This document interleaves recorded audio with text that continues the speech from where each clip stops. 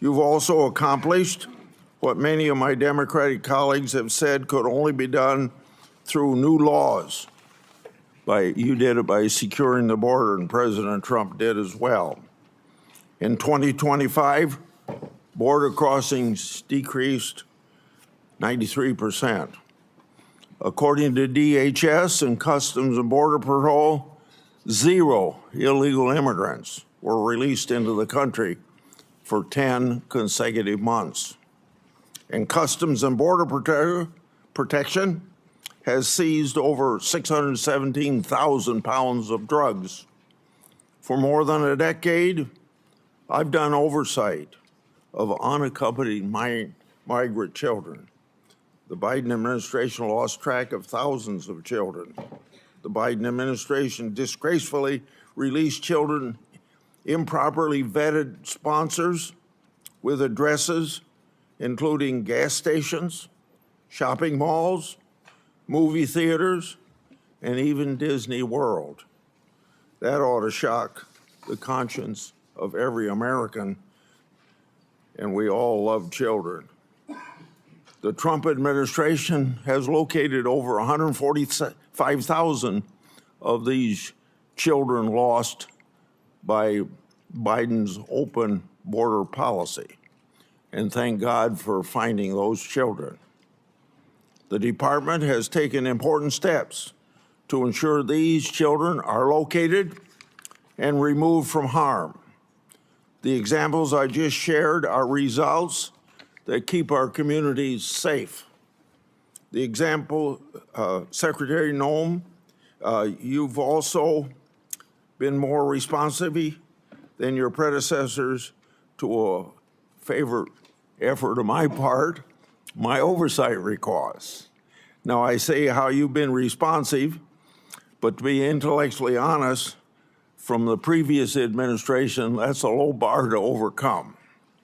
In August last year, you provided updates regarding my longstanding Afghanistan evacuee oversight. Since 2021, I've investigated the Biden administration's failure to vet Afghan evacuees. The Biden administration hid vetting failures from the public, and multiple inspectors general have since confirmed these vetting failures. As one example, the Biden administration failed to vet evacuees against all available Defense Department tactical data prior to being paroled. On September the 9th last year, DHS told my office that as of August 12th, 2025, thousands of Operation Allies welcome parolees were potentially national security risks. Records provided by DHS also show the Biden State Department recommended a special immigration visa to Afghan nationals charged with shooting 2 National Guardsmen here in Washington, D.C. According to the Biden State Department, at that time, the terrorist, quote, poses no threat to national security, end of quote. The Biden administration's failure to put this country at risk. Yet, my Democratic colleagues keep trying to ignore that historical fact. You all know I'm a strong supporter of inspectors generals and oversight. Inspector General Kafari has told my office several times that he's been restricted by DHS memo from speaking to certain congressional committees about classified report.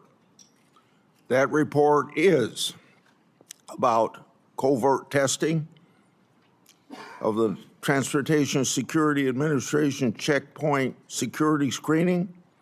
I hosted last year a bicameral, bipartisan, classified briefing with senior DHS officials on that matter to do what I can to bring about transparency. I asked the Inspector General, Kafari, to attend, but he declined, asserting that there was a memo in the department preventing him from doing so. I've also commissioned the Government Accountability Office to review the matter relating to that classified report. Government Accountability Office has said they've been unable to obtain possession of the report and access to relevant Transportation Security Administration personnel.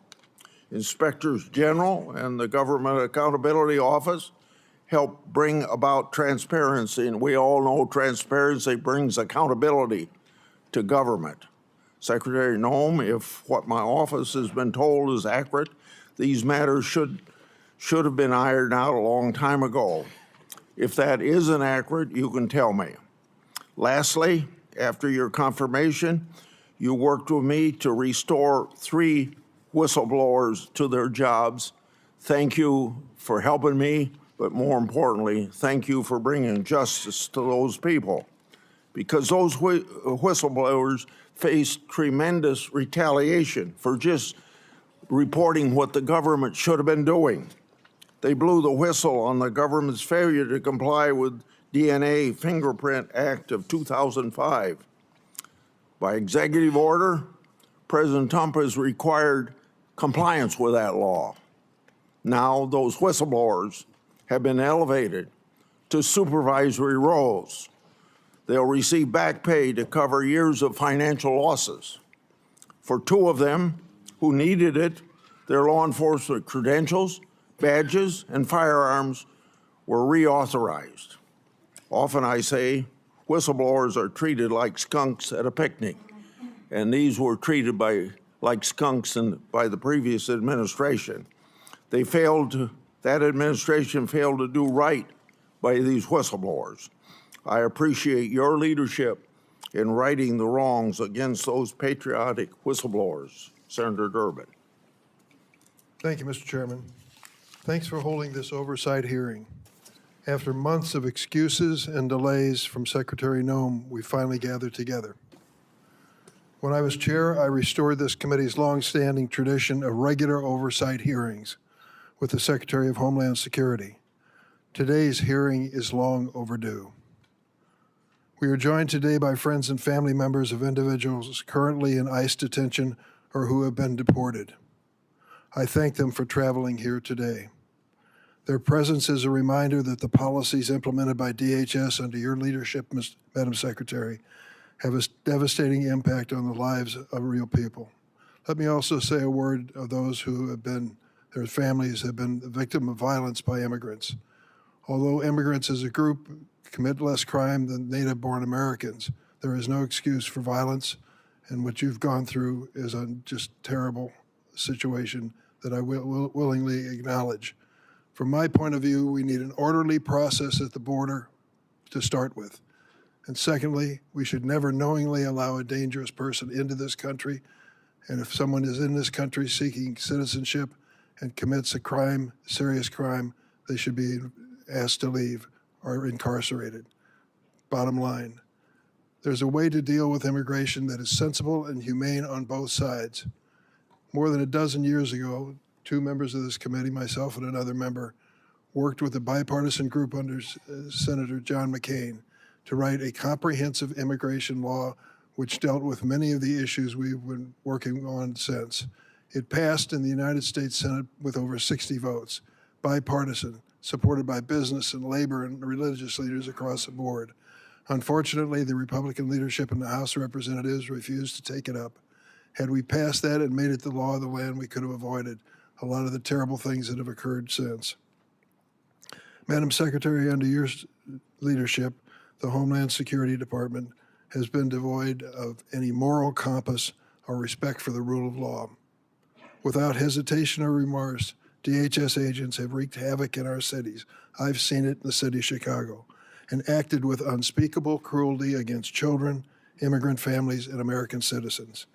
This administration's reckless immigration enforcement campaign is creating fear in communities and eroding the foundational tenets of our democracy. Democrats believe that Congress must do its job and rein in ICE abuses by requiring immigration agents to simply follow the same rules as local police. While Republicans claim the DHS shutdown is putting us at risk, The reality is this administration has engaged in mass layoffs of career national security officials and diverted many others from protecting the homeland of the president's with the president's mass deportation campaign. This is all while Secretary Noem is sitting on an unprecedented amount of appropriated funds, more than the United States Marine Corps. The Republicans in Congress gave her this and gave her virtual decision-making power in terms of the execution of policies. And she is spending nearly $300 million on a fleet of luxury private jets so she can travel in style. Really?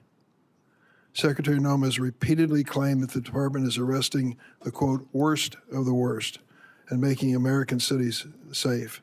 In fact, less than 14% of immigrants arrested during Trump's first year back in office had charges or convictions for violent criminal offenses. Less than 14%, 1 out of 7. Immigration agents arrive in cities without consulting local law enforcement. They roam the streets in paramilitary gear and arrest and detain people based on the color of their skin, their accents, and the language they speak, the infamous Kavanaugh stops. That is not a public safety operation. That is a paramilitary occupation. And Secretary Noem has made excessive force the department's default position. In my home state of Illinois, during the so-called Operation Midway Blitz, agents violently attacked, tackled, arrested, and detained immigrants and citizens. They conducted a military-style raid on an apartment complex, kicking down doors and zip-tying children. A Border Patrol agent shot an American citizen, Miramar Martinez, multiple times, 5 times. She miraculously survived. After the incident, the agent bragged on the internet, 5 shots, 7 holes. And this administration didn't just shoot her 5 times. They called her a domestic terrorist, tried to prosecute her on trumped-up charges that were ultimately withdrawn, and fought the public release of evidence in her case. In Minnesota, your agents shot and killed Renee Good and Alex Preddy, 2 American citizens.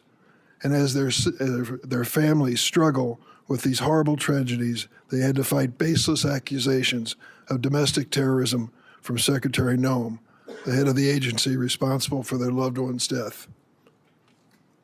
The department has also translated the president's racist attacks into immigration policy. President Trump has repeatedly called Somali immigrants, and I quote, garbage, and said that he doesn't want immigrants from what he calls, and I'm going to clean this up, S-hole countries. I heard him say that in the Oval Office repeatedly. Secretary Noem responded to what she called, quote, a full travel ban on every damn country that's been flooding our nation with killers, leeches, and entitlement junkies. It just so happens that every country covered by the Trump-Noem ban has a majority non-white population. Earlier this month, the Trump administration deployed Border Czar Tom Homan to Minneapolis, supposedly to end Operation Metro Surge. The president is reading his sinking poll numbers and finally recognized the American people are sick and tired and fed up with this heavily armed, masked secret police agents causing chaos in our cities. But the reality is the administration has not backed down from Stephen Miller's 3,000 person a day arrest quota. Meeting this quota is impossible without continuing indiscriminate enforcement. There simply are not enough of the so-called worst of the worst to do it. ICE agents are even arresting trafficking survivors like Luna, who was abused for years. In February 2025, the Trump DHS found Luna's application for a trafficking visa was bona fide. Today, Luna is still in detention. DHS has launched a cruel scheme to purchase massive warehouses for detaining immigrants, some designed to hold 8,000 people. To put that in perspective, our largest federal prison holds 4,000. Listen to what the U.S. Conference of Catholic Bishops said about this. The thought of holding thousands of families in massive warehouses should challenge the conscience of every American. Whatever their immigration status, these are human beings created in the image and likeness of God, and this is a moral inflection point for our country. Even with tens of billions of dollars at your disposal, the administration already cannot meet the basic needs of the 65,000 people currently in immigration detention. Detained individuals, including children and infants, are subject to abusive conditions and inadequate medical care. This includes Liam Ramos, the 5-year-old arrested with his father in Minnesota, who became ill in detention, and Amalia, an 18-month-old baby who became so sick with a respiratory illness she was hospitalized for 10 days, only to be returned to detention and denied medication.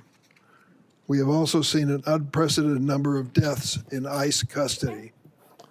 7 people died last December alone. 9 have died this year. This includes Geraldo Lunas Campos, who was choked to death by guards. This avoidable tragedy was classified as a homicide by the county medical examiner. The Department of Homeland Security's response? Try and deport the witnesses as quickly as possible. Secretary Noem and her rogue immigration agents seem to believe they are above the law and accountable only to the president and Stephen Miller's evil vision of a hateful America. Chief Judge Patrick Schultz of Minnesota, a Republican appointee, found that ICE violated at least 96 court orders in Minnesota in January, the month of January alone, which he said was, quote, likely more than some federal agencies have violated in their entire existence. And hundreds of federal judges have ruled more than 4,440 times that ICE is detaining immigrants illegally. That is an extraordinary rebuke from the federal bench. It hasn't stopped there. This department has trampled on the Fourth Amendment, forcibly entering private homes and businesses without judicial warrant. The Trump administration has also punished individuals for exercising their rights to free speech and peaceful protest under the First Amendment. They revoked a student's visa for writing an op-ed in America. In America. They have subpoenaed social media companies for information on Americans who have criticized ICE. ICE agents have found the addresses of peaceful protesters and showed up their homes to intimidate them. Now the administration is even threatening to interfere with our elections. President Trump has suggested that the federal government should nationalize elections. Top Trump ally Steve Bannon recently said, "We're going to have ICE surround the polls. We'll never again allow an election to be stolen," end of quote. Secretary Noem went further, and this is what you said, and I quote, "Make sure that we have the right people voting, electing the right leaders to head this country." And the administration has threatened immigration enforcement surges if state officials do not turn over their voter rolls and raided an election office in one swing county. We must ask, what is President Trump's endgame for this reign of state-sponsored violence against America's own citizens? History teaches us that immigrants are the first target when an authoritarian regime seeks to erode civil rights and consolidate power. But immigrants are never the last target. And we know that Donald Trump does not respect the constitutional rights of any American, regardless of party. Secretary Noem, this is the first time we met. I've been on this committee for more than 2 decades. I worked with every one of your predecessors of both political parties. I tried to meet with you before and after your confirmation, but you refused every request. I want to be clear, and you should know this. No official on this side of the rostrum or the other is above the law. You have no right to deploy immigrant agents as a paramilitary force in American cities. You swore an oath to uphold the Constitution. You have an obligation to answer questions posed by the member of this committee so that meaningful accountability can begin for the terror we are witnessing in America every day. Would you please stand to be sworn? Do you affirm the testimony you're about to give before the committee will be the truth, the whole truth, and nothing but the truth, so help you God? Thank you for that positive response. Please go ahead and give your opening statement. Kristi Noem, you should be ashamed of yourself. I'm a former FEMA Okay. Well. agency. FEMA employees should be responding to disasters, not ICE. You should be ashamed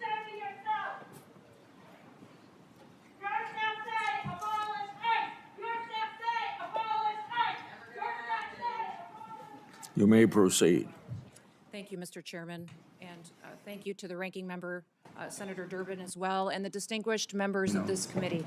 I appreciate the opportunity to be with all of you today and talk about the important matters and work that the Department of Homeland Security does every single day. The Department of Homeland Security. Hey, could maybe pull the microphone closer to you, please? Okay. And the red light is on? Yep, it is. Okay, proceed. The Department of Homeland Security was established in the aftermath of 9/11, one of the darkest days in our nation's history. That resulted in the death of nearly 3,000 Americans. The mission of the Department of Homeland Security at that time was just as critical as it is today. We protect our American people, we prevent acts of terrorism, and we defend our homeland. Every action that the Department of Homeland Security takes is guided by that mission and by that responsibility. Thanks to President Trump's leadership and the hard work of the men and women of DHS, our department has delivered historic results and has made our communities safer. Since the start of President Trump's second term, daily encounters along the southwest border declined by 96% compared to the Biden administration's daily average. We've reached the lowest levels ever recorded in U.S. Customs and Border Protection's history. In President Trump's first year, total Border Patrol apprehensions along the southwest border were less than the average of a single month under the Biden administration. For 10 straight months, the Border Patrol has released 0 illegal aliens into the interior of the United States. And in President Trump's historic first year back in office, nearly 3 million illegal aliens have left the United States as a result of the administration's enforcement efforts from following the law. That includes 2.2 million that have voluntarily left and returned back to their home countries, and more than 675,000 detainments and deportations. A majority of the aliens that were arrested by Immigration and Customs Enforcement have a criminal record and have been charged with or convicted of secondary crimes in addition to their initial crime of being in the United States illegally.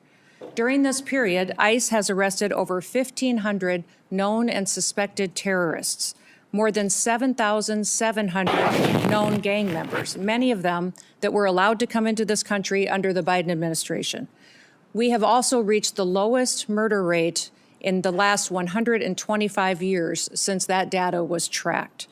Under President Biden, more than 450,000 unaccompanied alien children went missing or were lost due to the dangerous open border policies that were embraced. Under President Trump, the Department of Homeland Security and the Department of Health and Human Services have already located over 145,000 of these children and returned them back to their families and back to people who care about them. And we will not stop until every single one of those children is found. Fentanyl trafficking at the southern border is down. It's been cut by over 56% because of that secure border and the enforcement actions that have been taken there. And that's compared to the same period of time in 2024. The Coast Guard has seized enough cocaine the past year to prevent quantities capable of killing more than 193 million Americans, and it's kept them off of our streets. In fact, total interdiction efforts under the Trump administration have prevented 1.7 billion lethal doses of drugs from killing our next generation of Americans. These results reflect the fact that we are enforcing the laws that Congress has passed. I want to address the dangerous environment that our ICE officers face on the streets today. They are facing a serious and escalating threat as a result of deliberate mischaracterizations of their heroic work and rhetoric that demonizes our law enforcement. DHS has documented an 8,000% increase in death threats against our ICE officers and their families, as well as more than 1,300% increase in assaults while carrying out the lawful enforcement operations that they do every single day. I recognize that members of this committee may hold differing views about immigration policy, but it's important that we distinguish between disagreements over policy and the department's operational responsibility to enforce existing law that has been passed by Congress. It's our duty as a department to defend our homeland. The latest Democrat-led shutdown of DHS is reckless, it's unnecessary, and it undermines the American national security, and it harms the men and women who work at DHS and their families. Despite the House passing a bipartisan, bicameral full-year DHS funding bill, it is Senate Democrats who've chosen not to fund the department and have held this department hostage. As a result, critical national security missions, including border security, immigration enforcement, aviation security, disaster response, cybersecurity, and the protection of critical infrastructure, are all being strained. Our ability to provide for a safe and successful World Cup is being hindered as well. More than 100,000 dedicated DHS employees are once again being asked to work without pay for the third time in just 5 months. At a time when we've produced the most secure border in history and removed nearly 3 million illegal aliens from our country, disrupting the department responsible for those gains is indefensible. I want to thank the men and women of the Department of Homeland Security for their professionalism, for their dedication, for their commitment to keeping America safe and continuing to show up and work even though they aren't being compensated for it. They've kept us safe and they have patience, and our success is only possible because of their service and sacrifices. I also want to thank our angel families that are behind us to tell their stories and testimonies, and also thank my husband for being here in support as well. Thank you for the opportunity to testify, Mr. Chairman, and to all the distinguished members. I look forward to your questions today. With that, I yield back. I have spoken about the 10-minute times that we have. Get it up to 10 minutes for me. It's on 5 minutes. 10 minutes. Thank you for your testimony. The previous administration's open border policy brought millions of people to this country. We don't know everyone's background or true intent for entering, but we know many of these had ill intent. Given the Iran conflict, what steps has Homeland Security taken to protect the potential against potential Iranian sleeper cells and related terrorism? Well, thank you, Mr. Chairman. We work every single day with our intelligence agencies and law enforcement partners to make sure that we are investigating and finding any threats to the homeland here within our borders. We work with the FBI often, and Homeland Security Investigations specializes in this kind of work each and every day. Not only that, we go back and we are revetting some of the individuals and some of the programs that we may have concerns about, looking at social media, also going through those interviews that are necessary for some of our programs that the Biden administration abused and perverted under their time there as well. We look at the fact, Mr. Chairman, that over the last administration, when millions of people streamed across our border, we don't necessarily know who all came into our country. We know that we have many dangerous individuals that came in unvetted, and we are working every single day to find them and to make sure that we're preventing the next attack and preventing the next crime they may perpetuate against the American people. Yeah. You heard in my opening statement about the Inspector General's report on airport security screening. After Congress had been told of the report, you announced $1 billion in airport security upgrades. Press report have sources attacking you for changing the shoe removal policy. Does the $1 billion investment relate to the issue in the Inspector General's report? And then I have a follow-up to that. Well, sir, I can't speak directly to that report because it is classified. I will tell you that all of the recommendations that the Inspector General had in that report have already been implemented, and that there was flawed data included in it. What I will tell you is the $1 billion investment is necessary at our TSA security checkpoints because it's been over a decade since a significant upgrade has happened.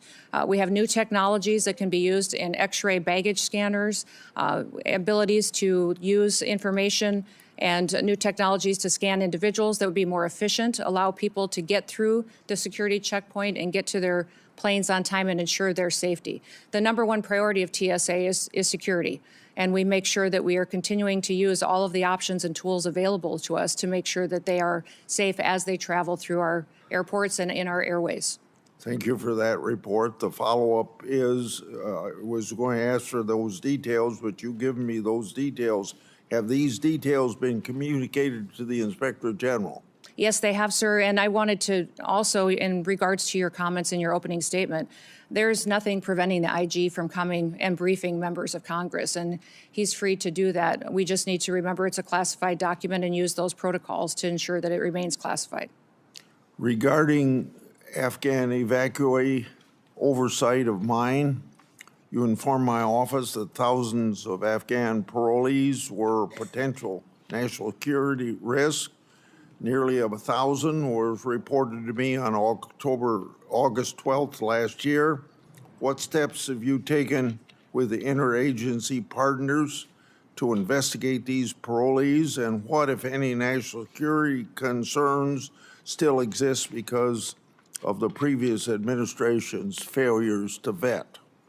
Well, Mr. Chairman, some of the things that we have implemented under President Trump's administration is to go back and look at those individuals who came in under Operation Allies Welcome and make sure that we're re-vetting those, especially those that have come in the last 4 years under the Biden administration, recognizing that they weren't tracking necessarily biometrics or their social media present communication, how they were doing since they've come to the United States. And also, sir, there's a requirement under that program to come back every single year and do an interview to discuss with them and have conversations on what they're doing in the United States, how they're transitioning to the United States under that program, and that was not being done. So we're going back and re-vetting all of those individuals and making sure that we know that if someone is here in this country, that they love America, they want to be a part of our way of life, and they don't wish to do us harm.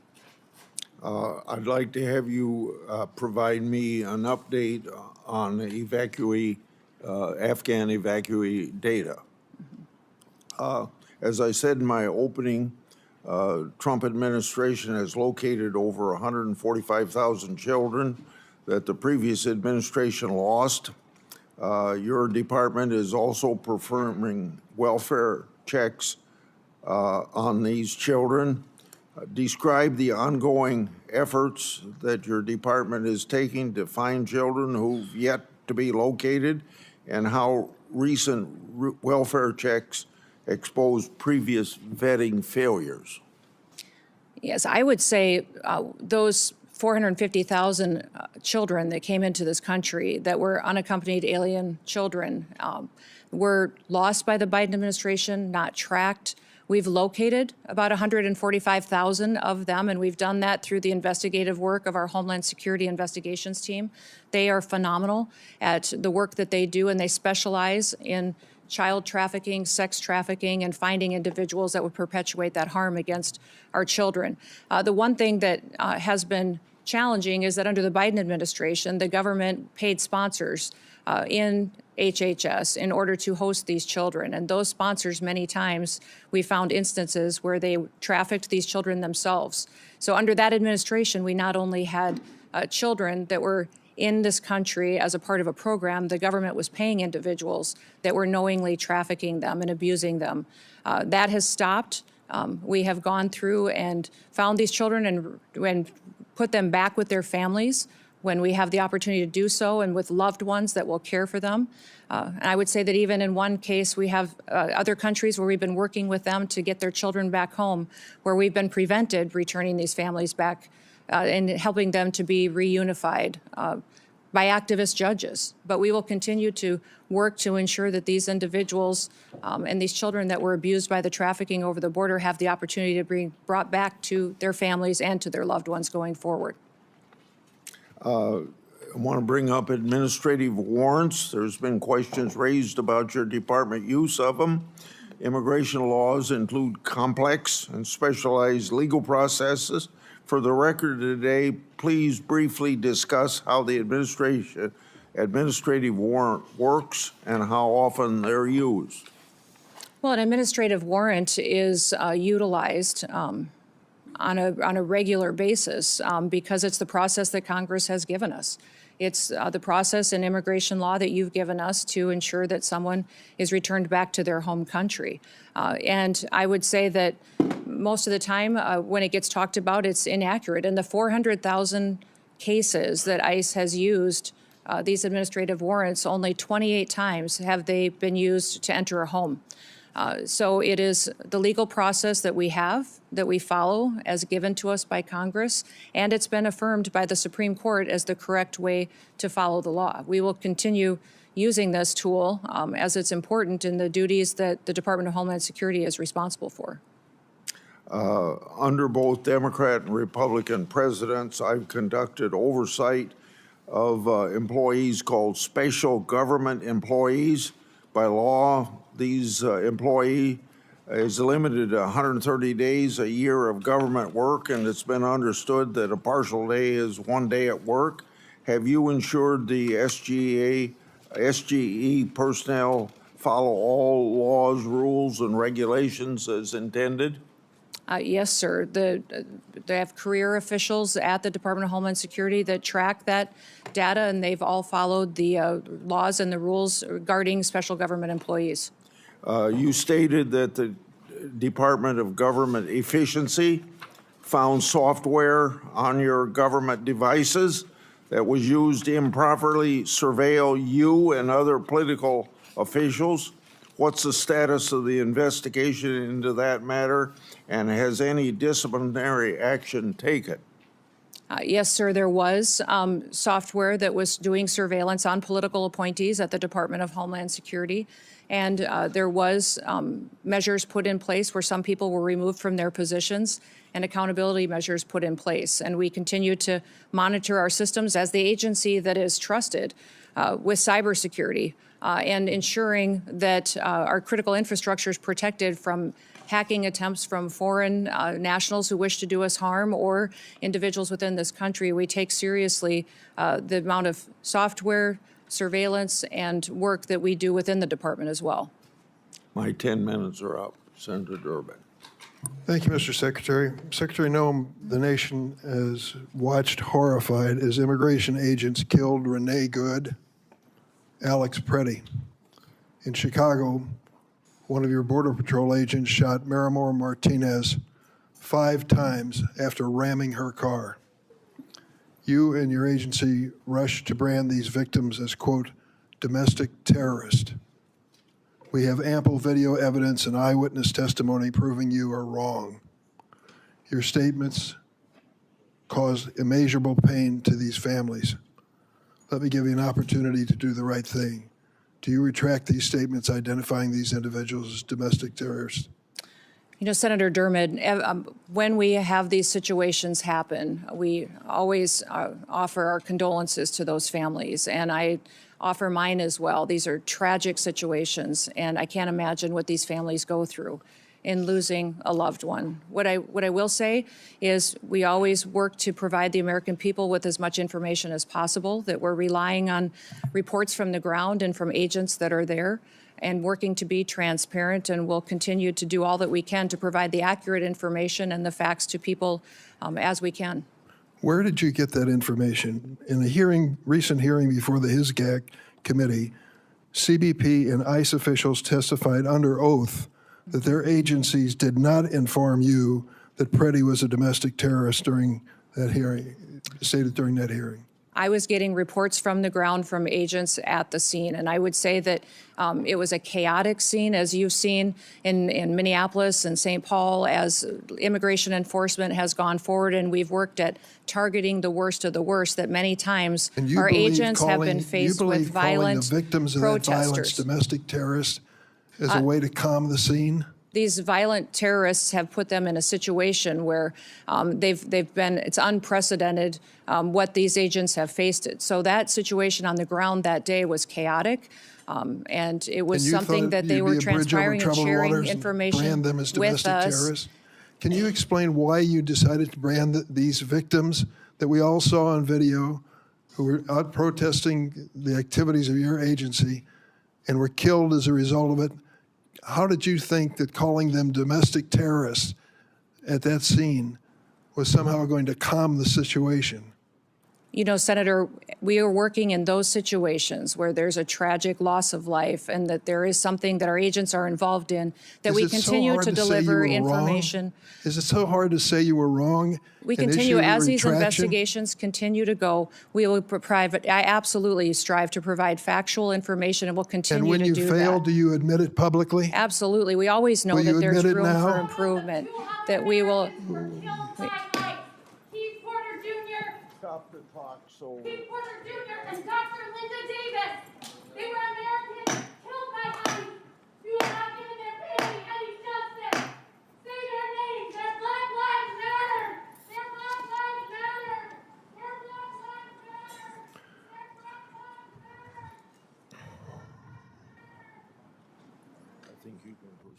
Thank you, Mr. Chairman. I want to turn to another incident where DHS is concealing the facts from the American public. Geraldo Luna Campos died in an immigration detention. DHS claimed he killed himself, but an independent medical examiner found his death was a homicide. Witnesses stated Mr. Campos was strangled by the guards at a detention facility. Instead of investigating this death, your department tried to deport the witnesses to the crime.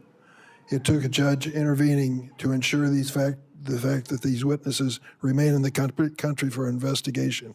Secretary Noem, who ordered those witnesses be deported? Sir, I can't speak to the details of that case as it continues to be investigated, but I do know that within our detention facilities, we have the highest federal standards of any detention facilities compared to state or other local facilities that may detain. There was an effort to deport the witnesses? Sir, I'm not aware of that, and I will continue to look at that. Whenever there is an incident where we have someone who works for DHS that has done something wrong, there is always an evaluation, an investigation, and there is consequences for that. So we will continue to do that investigation and make sure that the right thing is done if Who's something doing was... the investigation? There are internal investigations Internal within... investigation. Is that what you're saying? Yes. ICE and... Outside independent agency that's part of that investigation? Not that I'm aware of at this point in time, but I may not be able to speak to the details of this case because I'm not fully informed on it. Shame, a man lost his life. Just last week, the Republican-appointed chief federal judge in Minnesota identified over 200 court orders that ICE officials had violated in the last 2 months. He wrote, quote, "The court is not aware of another occasion in the history of the United States in which a federal court has had to threaten contempt again and again and again to force the U.S. government to comply with court orders." In a sworn declaration, the Trump Justice Department itself acknowledged that your agency has violated court orders more than 50 times in recent weeks in one state, New Jersey. Secretary Noem, is DHS required to follow federal court orders? Yes, sir, and we do comply with federal court orders. How do you explain that your agency has repeatedly violated court orders, as your own administration has admitted? Sir, we follow court orders, and when they apply and when the jurisdiction and decision is applicable to a federal agency like ours. I'm sorry, would you clarify what you ended that with? We follow court orders when they are given to us. Federal court orders we follow, absolutely. So these judges are wrong? No, I'm not saying that they're wrong, and I can't speak specifically to that statement that was given. Let me ask you about DACA. Are you familiar with the program? Yep. Do you understand the people that are covered and protected by DACA have to go through a background check, which includes a criminal check? Yes or no? Yes. You do? Last week, your agency informed us that last year ICE arrested 261 DACA holders and deported 86 of them. We learned about a DACA recipient who'd lived in this country for decades, was arrested by ICE at her green card appointment. In tears, she hugged her daughter goodbye. She was deported to Mexico within 24 hours. Madam Secretary, why have you deported dozens of DACA holders who had to comply with a criminal background check to be eligible for DACA? Sir, we follow all laws as applicable to the Department of Homeland Security and how we handle detainment and deportations. Why did you deport them? I don't know the details of that specific case you just read, but I'll look into it, sir. But we ensure that we follow the law that applies to our department and who we detain and who we deport back to their home countries. You clearly violated the law if that is the case. Let me ask you about the fact that 85% of the 400,000 immigrants that ICE arrested during President Trump's first term in office had no violent criminal record. The president said over and over at his rallies, "We're going after the worst of the worst, the terrorists, the murderers, the rapists." And then it turns out that 85% of the people you've gone after have no criminal history whatsoever. How do you explain that? Sir, when you talk about violent crimes, what you're saying, the crimes that don't matter, that you aren't counting, are ones that affect American families every single day. You're not counting DUIs, you're not counting embezzlements, you're not counting theft, and you're not counting the other crimes against people and drug trafficking and proliferating that. So if you don't count those as crimes, that these individuals and impacting families in this country, They are counted, and they calculate Those- 14% of those that you those are not arrested. counted in your 14%. If you were counting crimes that these individual illegal aliens in this country have committed, it would be well over 65 to 70% of the individuals that are detained today have those crimes on their record, besides the crime of being in this country Going to illegally. back that up with some information for me? Absolutely, I will. I certainly hope you will. How does taking a father from a child dying of cancer qualify? Where would that be? Is that a violent crime? I don't know what you're speaking or I'll tell you referencing exactly to. what I'm speaking of. Ruben Torres, 2 weeks ago, buried his daughter Ophelia. When he was arrested at the Home Depot in Norridge, Illinois, he said to those your agents, please let me go home. My daughter is dying of cancer. I would like to be with her in her last days of her life. They said no. They arrested him and deported him for 2 weeks. Finally, he returned for a court hearing. His daughter lived to see that hearing where the court said he was treated unfairly by your agency, and she died 3 days later. I was at her memorial service. Is that really necessary? Was he a violent criminal? Sir, we enforce the law. The laws that are passed by What this law? body and signed into statute on the process for individuals that are in this country illegally, that have final removal orders, and the process given in immigration law. We continue to follow that, and if you don't like the law, I would suggest you change the law. But that is what we do We tried every to single change the day is law go out with- there. We tried to change it with comprehensive immigration reform, and it was stopped by the Republican House of Representatives. Our job at the department is to follow the law and make sure that we are a nation of laws, because I don't a think nation you're- that I doesn't don't follow think the even law close when it comes to that. is no nation at all. I yield, Mr. Chairman. Senator Graham. Thank you very much for coming. Can you hear me? Yep, Thank now you. we can. Thanks very much. Well, let's talk about the scope of the problem you inherited here. My Democratic friends said that sensible immigration is what they've been pursuing, talked about the Gang of Eight and a lot of things I've worked on with. Would you say that the 4 years of Biden was sensible immigration? No. I wouldn't either. I would say it's an obliteration of the border. 11 million people came into this country during President Biden's term. He obliterated all controls. We sent them all over the country in planes, trains, and automobiles. And what's the scope of the problem you inherited? How would you describe the mess that Biden gave you very quickly? Our country was in a chaotic time and invaded over our southern border. Millions and millions of people came into this country. For 11,000 unvetted. murderers, right? Yes, that is correct. 2,700% increase in people on the terrorist watch list, right? That's correct. During his 4 years, President Biden allowed 2,700% increase of people on the terrorist watch list to come into this country. In 2023, 172. Do you know where those people are? No, not So necessarily. we don't know where they are. They're here, but we don't know where they are because they didn't care if they came and they haven't really looked very hard. So sensible immigration died on Biden's watch. It was replaced by out of control, open border, just absolute chaos. And to all the people on the front row that have lost loved ones, I am sorry.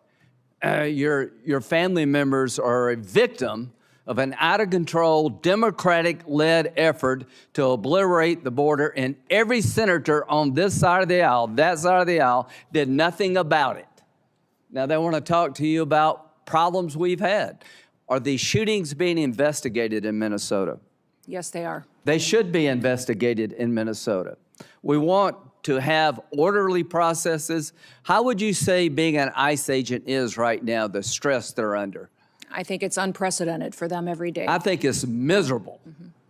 I think it's just a tough, tough job right now. And if they go too far, we will hold them accountable. But I just want the country to know these men and women who are trying to solve this problem that was created by our Democratic colleagues, you have no idea the mess they inherited. This country was overrun by illegal immigrants, murderers, rapists, and just average, everyday people. How many people did Barack Obama deport when he was president? The total, I 3 don't know, but million. it was more than us. How many of them were violent criminals? So when a Democrat deports somebody who's here illegally, that's good government. When a Republican does it, we're Nazis and fascists. If you're here illegally, are you entitled to stay? No. They would allow you to stay. I want you to understand that these people have no interest in cleaning up this mess. In 2026, we're going to have an election about this, and they're openly saying, unless you're a violent criminal, you should be allowed to stay here. Is embezzlement a violent crime? No. Is it a crime without a victim? Yes. If somebody steals your stuff, even if they don't do it through force, is that a crime with a victim? Yes. So all of the Laken Riley, I think she was murdered by a man who was actually in custody. Are you familiar with the Laken Riley case? Mm-hmm. Yes, I am. Okay, she's a young lady about 60 miles from where I live. The man who murdered her was in custody, was detained by DHS, but was released because they had no bed space in Texas.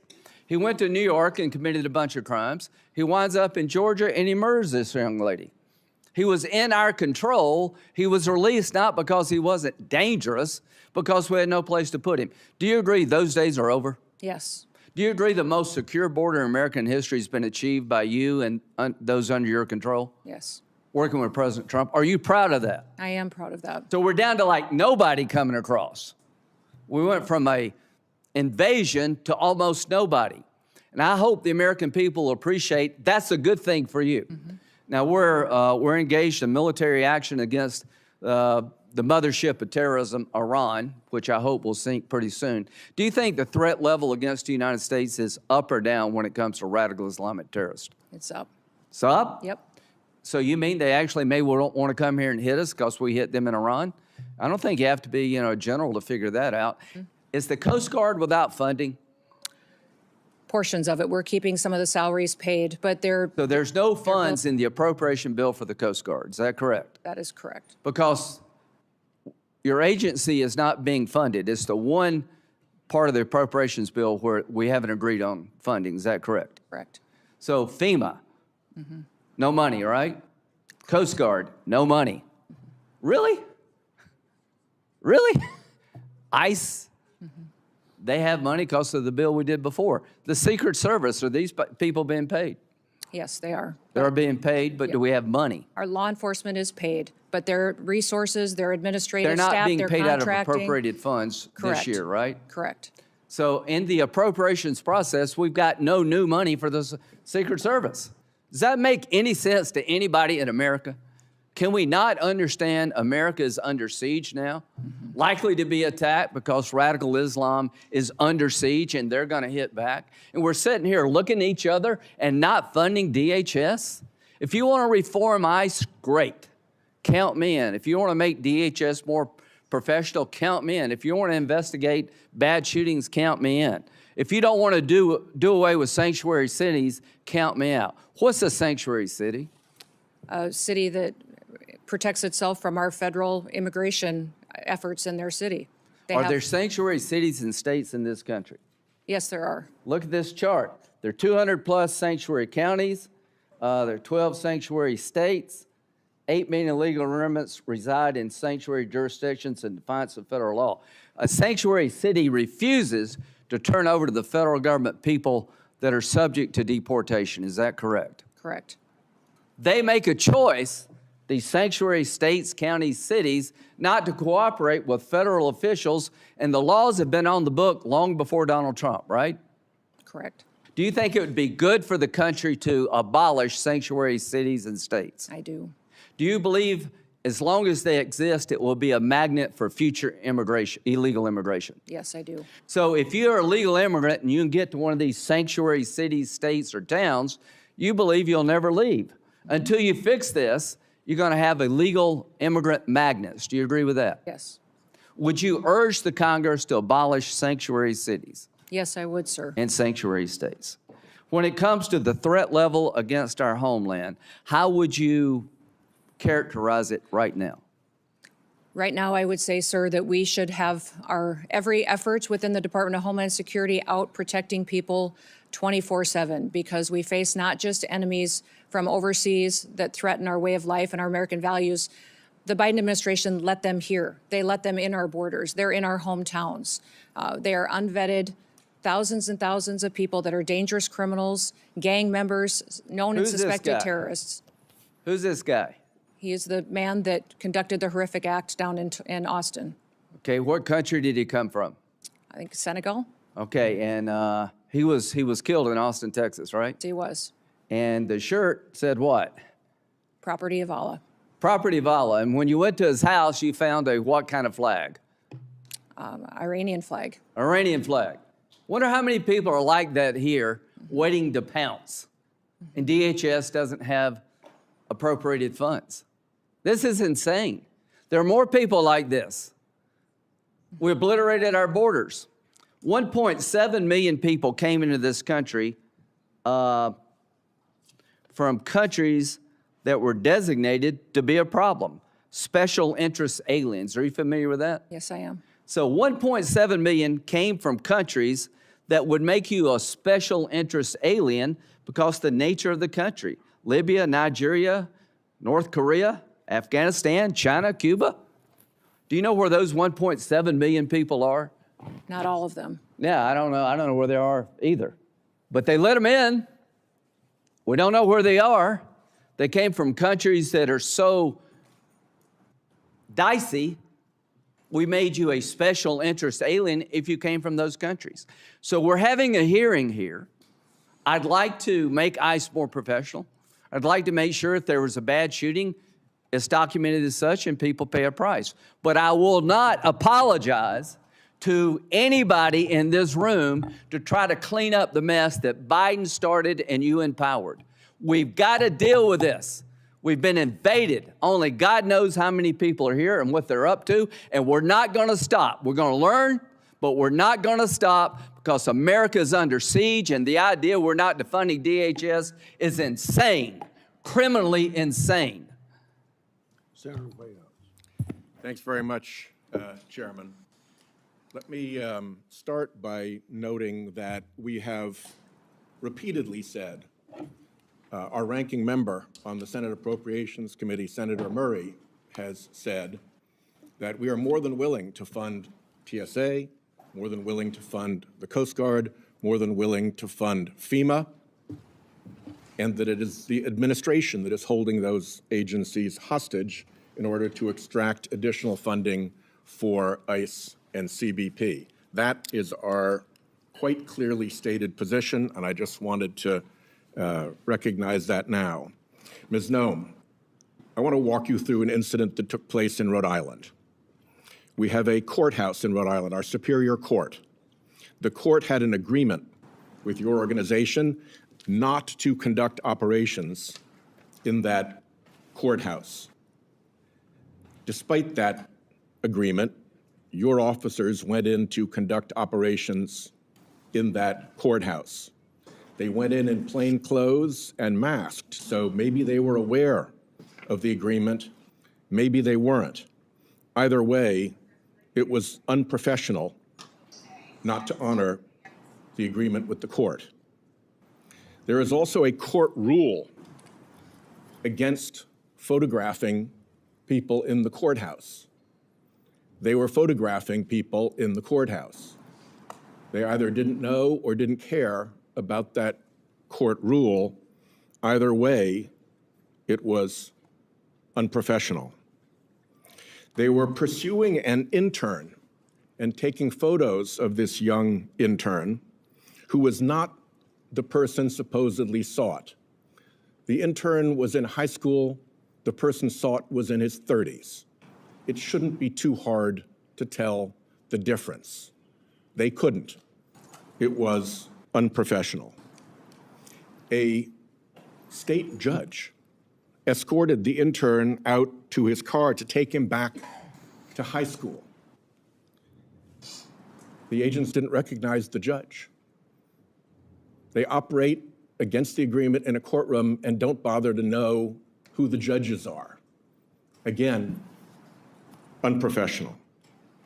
They followed the judge out to his parked car, which was parked in a spot reserved for judges. Whether or not they already knew he was a judge, it does not take much in terms of powers of deduction to understand that the person getting into a car in a parking spot reserved for judges is probably a judge. Again, unprofessional. Then they threatened to smash his windows and drag him from the car. A judge with a high school intern in the car who's not the guy they're looking for.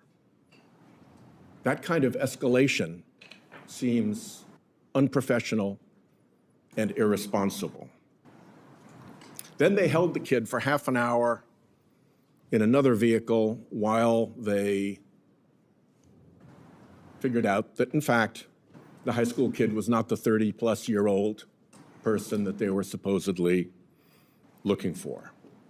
Nobody was hurt, but there was nothing professional about that entire exchange. And I would ask you to send a signal down to your folks to stop that kind of dangerous and unprofessional nonsense, particularly in our courthouses. Let me ask you, why don't you deconflict with local enforcement when you operate? Our officers do. We welcome cooperation from local law enforcement and want them at the state level, at the local level, to cooperate with us so that we can continue to conduct our federal operations with the safety of the cooperation that comes from those types of agreements. Deconflicting and cooperating are two different things. They can overlap, but they are two different things. You deconflict when you plan an operation in another law enforcement agency's jurisdiction, like here, the court sheriffs, and let them know what you're going to do. This all could have been headed off if you'd spoken to if your people had spoken to the sheriffs first and said, we're concerned about this guy. Oh no, he's an intern, he's in high school. None of this was necessary if they had bothered to deconflict. So please, send the message down to your people that there's a reason that deconflicting is standard law enforcement practice for, among other things, officer safety. Will you do that? Yes, sir, but I will tell you that our law enforcement are being doxxed at unprecedented levels. So at times we've run into situations in sanctuary cities or in sanctuary states where notifying that local law enforcement on some of these operations has doxxed them and their families and leaked a law enforcement operation, which puts people's lives in jeopardy. So they absolutely want to work with cooperative local law enforcement. About that, and in that case specifically, I strongly suspect that there's a big difference these between individuals, non-cooperation and actual interference with your operations. But I'll reserve that to a question for the record so you can substantiate that. Could you explain this? Sir, I'm looking at a picture of an interior, looks like a bedroom. Of an airplane? Yes, sir.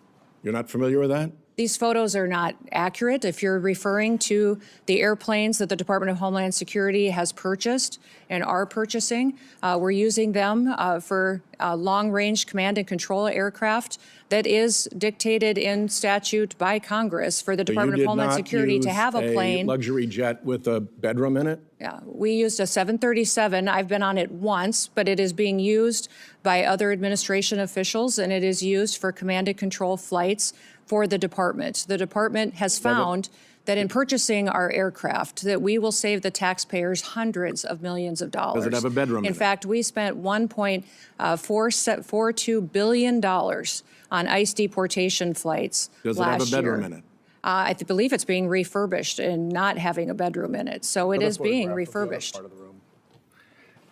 What kind of deportee justifies being flown out of the country in a luxury jet with a bedroom and accommodations like this? There are aircraft being purchased that will be utilized for executive air travel and for deportations. Well, if you remember in the past, we have used jets of this size and this configuration for deportations in the past. If you remember in this configuration, by this configuration, you mean with a bedroom and luxury accommodations like this, you've used for deportations. Is that true?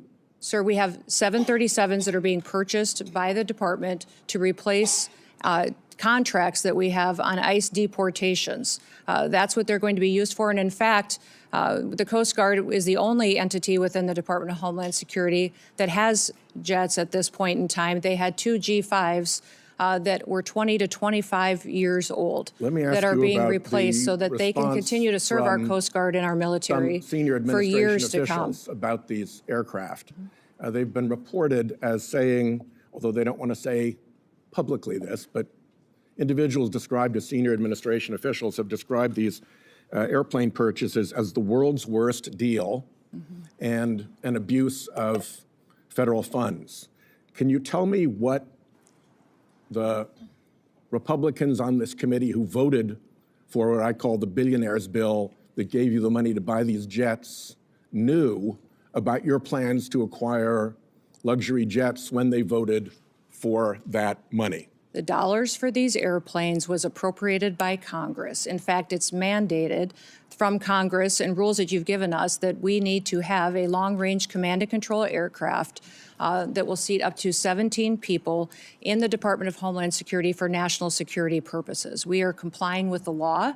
Those planes are being refurbished and will be utilized we'll for that, see. and they'll be Two quick utilized questions by in my members of last the minute, if you administration don't and mind. other components. First, they will also cut our costs, sir, First, in my last by minute, almost if you don't mind, 40%. We are saving the you- taxpayer 40% by purchasing our own aircraft May I and have a operating minute? them rather than being susceptible to the contracts that they have today. we have an extra 2 minutes to fill in the filibuster there. I'll give you 30 seconds beyond the 44 Will seconds you- you got now. Truthfully answer a question for the record about your role in stopping the civil rights investigation into the Minnesota shootings. Sir, I don't know what you're talking about. I did not stop any investigations whatsoever. Will you testify truthfully if you get a QFR? Yes, I testify truthfully. I did not And will you stop. testify in the District of Columbia Federal Court contempt proceeding? Sir, I do not know what you're referencing, and I would hope for some context. The Federal District Court contempt proceeding related to the deportation, contrary to a court order, of individuals to Venezuela. Will you testify in that proceeding? Sir, I think that you're referencing something that I have a gag order to, but I can certainly follow up with you. My time's up. Thank you.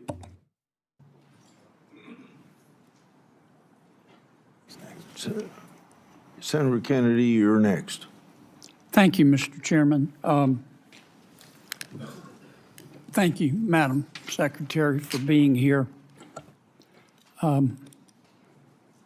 President Trump, ably assisted by Mr. Stephen Miller, quickly in the President's second administration developed policies to secure our southern border, policies that you and the Department of Homeland Security implemented. And I congratulate all of you on your success.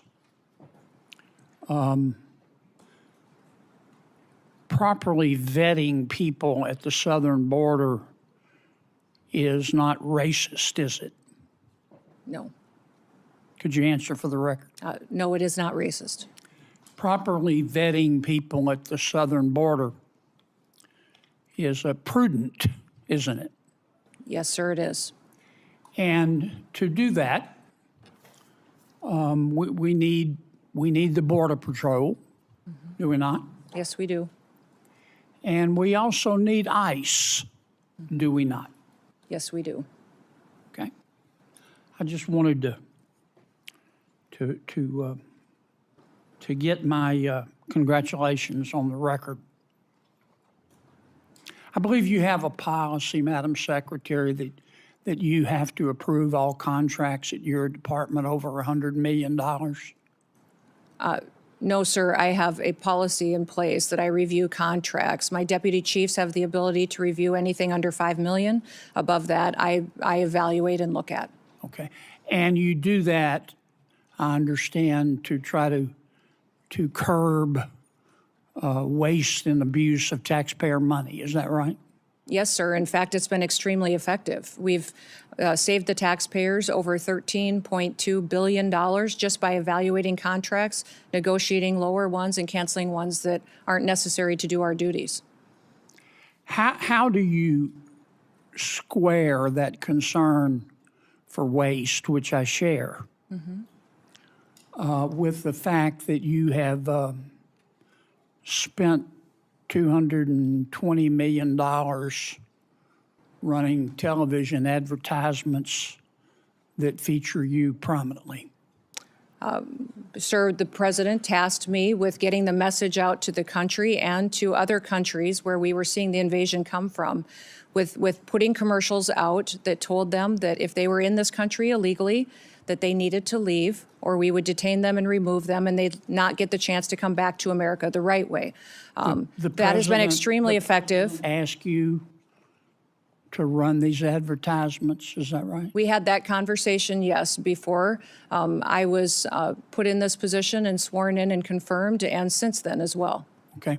Did you bid out those service contracts? Yes, they did. They went out to a competitive bid, and career officials at the department chose who would do those advertising commercials. And the people that you ended up picking were people who had formerly done your political work back in South Dakota, is that right? No, that's not correct, sir. I think it is. No, it's not, sir. The individuals who, I believe the careers who they chose were two different media firms. There's been conversation about their subcontractors, but we have no legal authority to look into subcontractors on work like that. Okay. And you're saying that you're testifying that President Trump approved this ahead of time. Is that my understanding? We had conversations about making sure that we were telling people. No, ma'am. I'm asking you, sorry to interrupt, but the president approved ahead of time you spending $220 million running TV ads across the country in which you are featured prominently. Yes, sir. We went through the legal processes, did it correctly. Did the president know you were going to do this? Yes. He did? Mm-hmm. Yes. Okay. And one thing, Senator, I think would be helpful to know is how effective that communications has been. That well, they were overwhelmingly effective in your name recognition. I mean, I personally just, I mean, to me, it puts the president in a terribly awkward spot. And I'm not saying you're not telling the truth. It's just hard for me to believe, knowing the president, as I do, that you said, Mr. President, here's some ads I've cut, and I'm going to spend $220 million running them, that he would have agreed to that. I don't think Russ Vogt at OMB would have agreed to that. It's something we have to defend. I'm on the Appropriations Committee.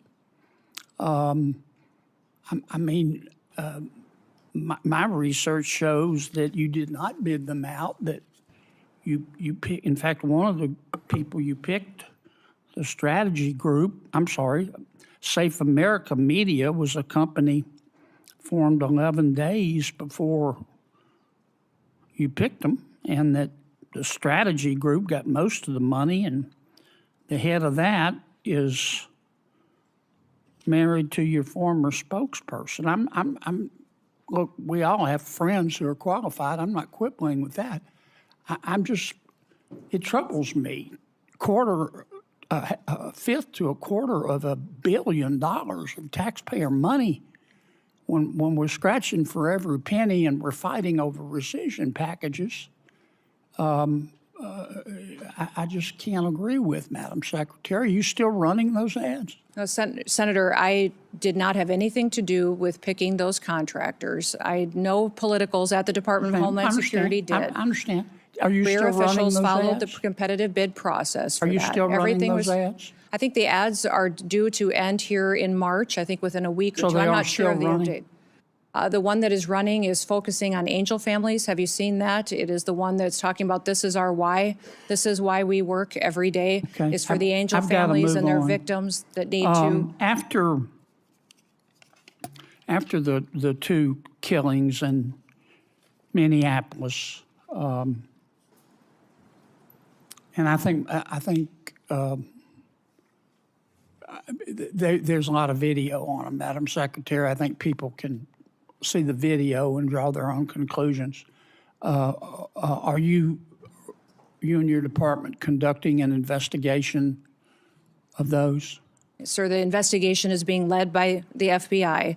HSI was involved. In fact, our HSI agents on the ground. I'm sorry to cut you off, but I got so little time. I believe at the time you said these were acts of domestic terrorism. Is that right? Sir, in answer to questions at the press conference that afternoon, it was that it appeared to be. Yeah, but you said these appeared to be acts of domestic terrorism. And as I've said previously in this hearing, is that first, Madam Secretary, did you say that? we're getting information from a chaotic reported. scene on the Did you say ground that? and relaying information to the American people. Okay. Now, again, those videos are public. People can draw their own conclusions. I think it'd be safe to say you got some pushback on that. Would that be fair? Yes, sir. And you got some criticism. I'm not saying the criticism was accurate or inaccurate. I think you did.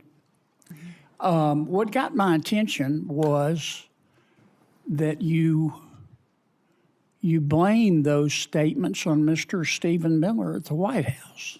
Did you not? No, sir, I did not. And in fact, where you're seeing that is in a news article of anonymous sources. And anonymous sources say a lot of things, but I've never said that at all. Well, here's what you said on the record. I'm going to read your words. Quote, "Everything I've done at the direction of the president and Stephen." Sir, where did you see me say that at? You read that in a news article with no sources affiliated to it. You said it on the record on January 27th of 2026. Did I read your words accurate? I enjoy working with the president and with Stephen Miller, and that day we were working to get as much information to the American people as possible. That is what we'll continue to do, and as that happens, we'll go forward. Do you think it was fair to blame Mr. Miller? Sir, I did not do that. You're reading from a newspaper article with anonymous sources. Are you denying that you said that? Sir, I'm not going to speak to that situation that is relayed on anonymous sources that no one has heard me say that. It was you. No. Who reported that to that newspaper? They're quoting you on the record, saying it's Stephen's fault. Thank you, Mr. Chairman. Senator Klobuchar. Thank you, Mr. Chairman. Secretary Noem, as Secretary of Homeland Security, you oversaw Operation Metro Search. Is that correct? Yes, as Secretary, I oversee ICE and CBP and HSI officers that were there doing their work. 3,000 ICE agents, border control to Minnesota, outnumbering our 10 Metro Police departments, outnumbering by 3 to 1 the number of sworn police officers in Minneapolis and St. Paul. Is that correct? Yeah. We were working to do targeted operations against criminal, illegal aliens, and we needed to do that in a safe manner to make sure that we could ensure the safety of our law enforcement officers. 2 of my constituents, Renee Good and Alex Preddy, were killed. They should be alive today. In fact, in 1 month in the city of Minneapolis, when you look at the 3 fatalities that were results of shooting, 2 of 3 were committed by federal agents. Are you aware of that? Yes, I am. So your agents, not only their actions resulted in the deaths of 2 innocent American citizens, but they repeatedly violated my constituents' First Amendment rights to assemble.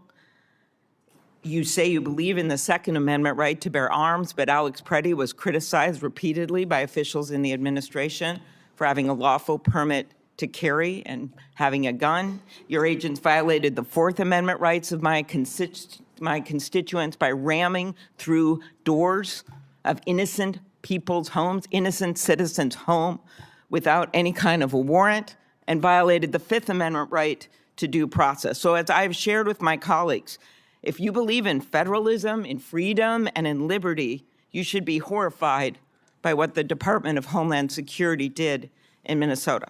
So my first question is, having spoken to Mr. Holman, what is the exact number of DHS agents still in Minnesota? Well, I believe that there is still close to 650 there, counting the investigators that are there, working to get to the bottom of the unprecedented fraud that has been found in the Medicaid Was funding. five-year-old Liam involved in that fraud? As you know, I am all in on prosecuting fraud. I put in place the U.S. attorney who exposed the fraud under the Biden administration and brought the bulk of the prosecutions, and also recommended to Mr. Blanche that Joe Thompson be the acting U.S. attorney who led those prosecutions and now has left the office because the Department of Justice asked him and many others to investigate Renee Good's wife instead of doing their jobs doing fraud. So what I want to know is, when are you going to get down to the original footprint as promised to us?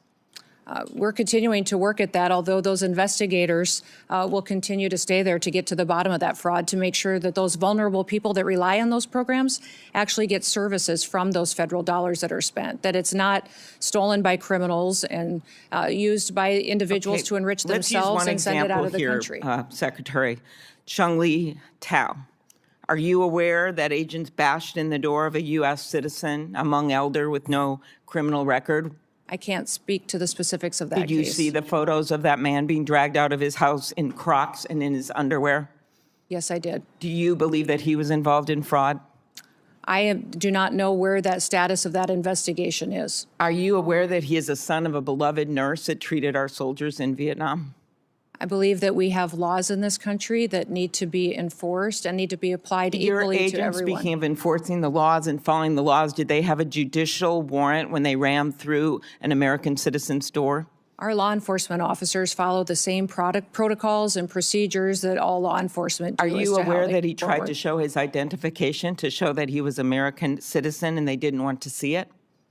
Again, these officers conduct themselves in processes. If something was done inaccurately, then certainly we will make sure that we correct it and rectify it in the future. Are you aware that the person they were looking for was in prison and had been in prison for years?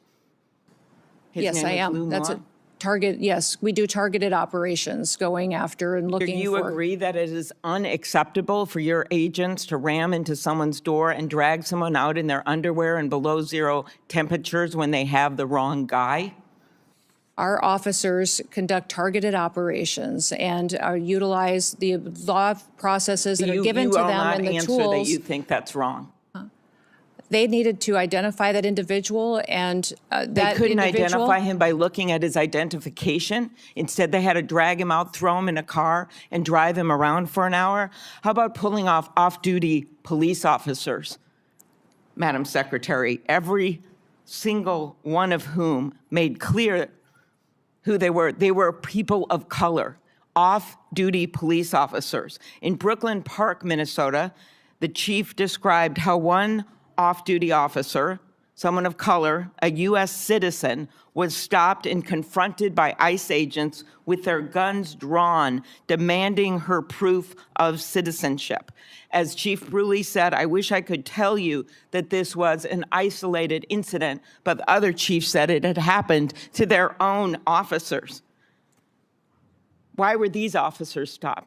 We have thousands of law enforcement operations that we do every single day. Do you think they were stopped because they were people of color? Were they racially and drug profiled? Traffickers off our streets. When I look at these American families that have been victimized by criminals that we have removed from cities and from communities, I'm grateful for the work that our ICE officers do. And by your only focusing, are you defending stopping off-duty I would like to hear you talk about some of the operations that we've done a Hmong to bring elder people out of to his justice. home? When you only talk about these situations like this that we are conducting, and you don't talk about the good work that they do to protect people from being victimized by people that are in this country that want to conduct violent crimes against them or take advantage of them.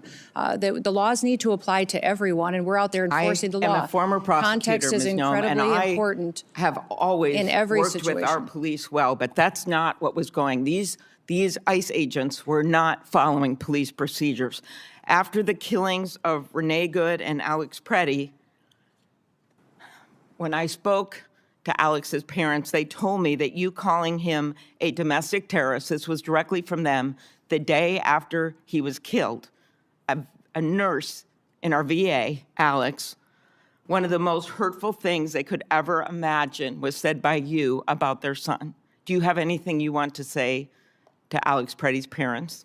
We were relying in the hours after that incident that was so horrific on information we were getting from the ground from our agents. I just asked if you had But I would anything you wanted to say to the but I would parents say or to the family that's of what Renee I'm doing Good right after now, is you that called I them domestic can't terrorists. even imagine what they have gone through in the loss of their son and the loss of their family members. But It's how about absolutely specifically tragic. calling them And I domestic sent terrorists them without any evidence of this. that?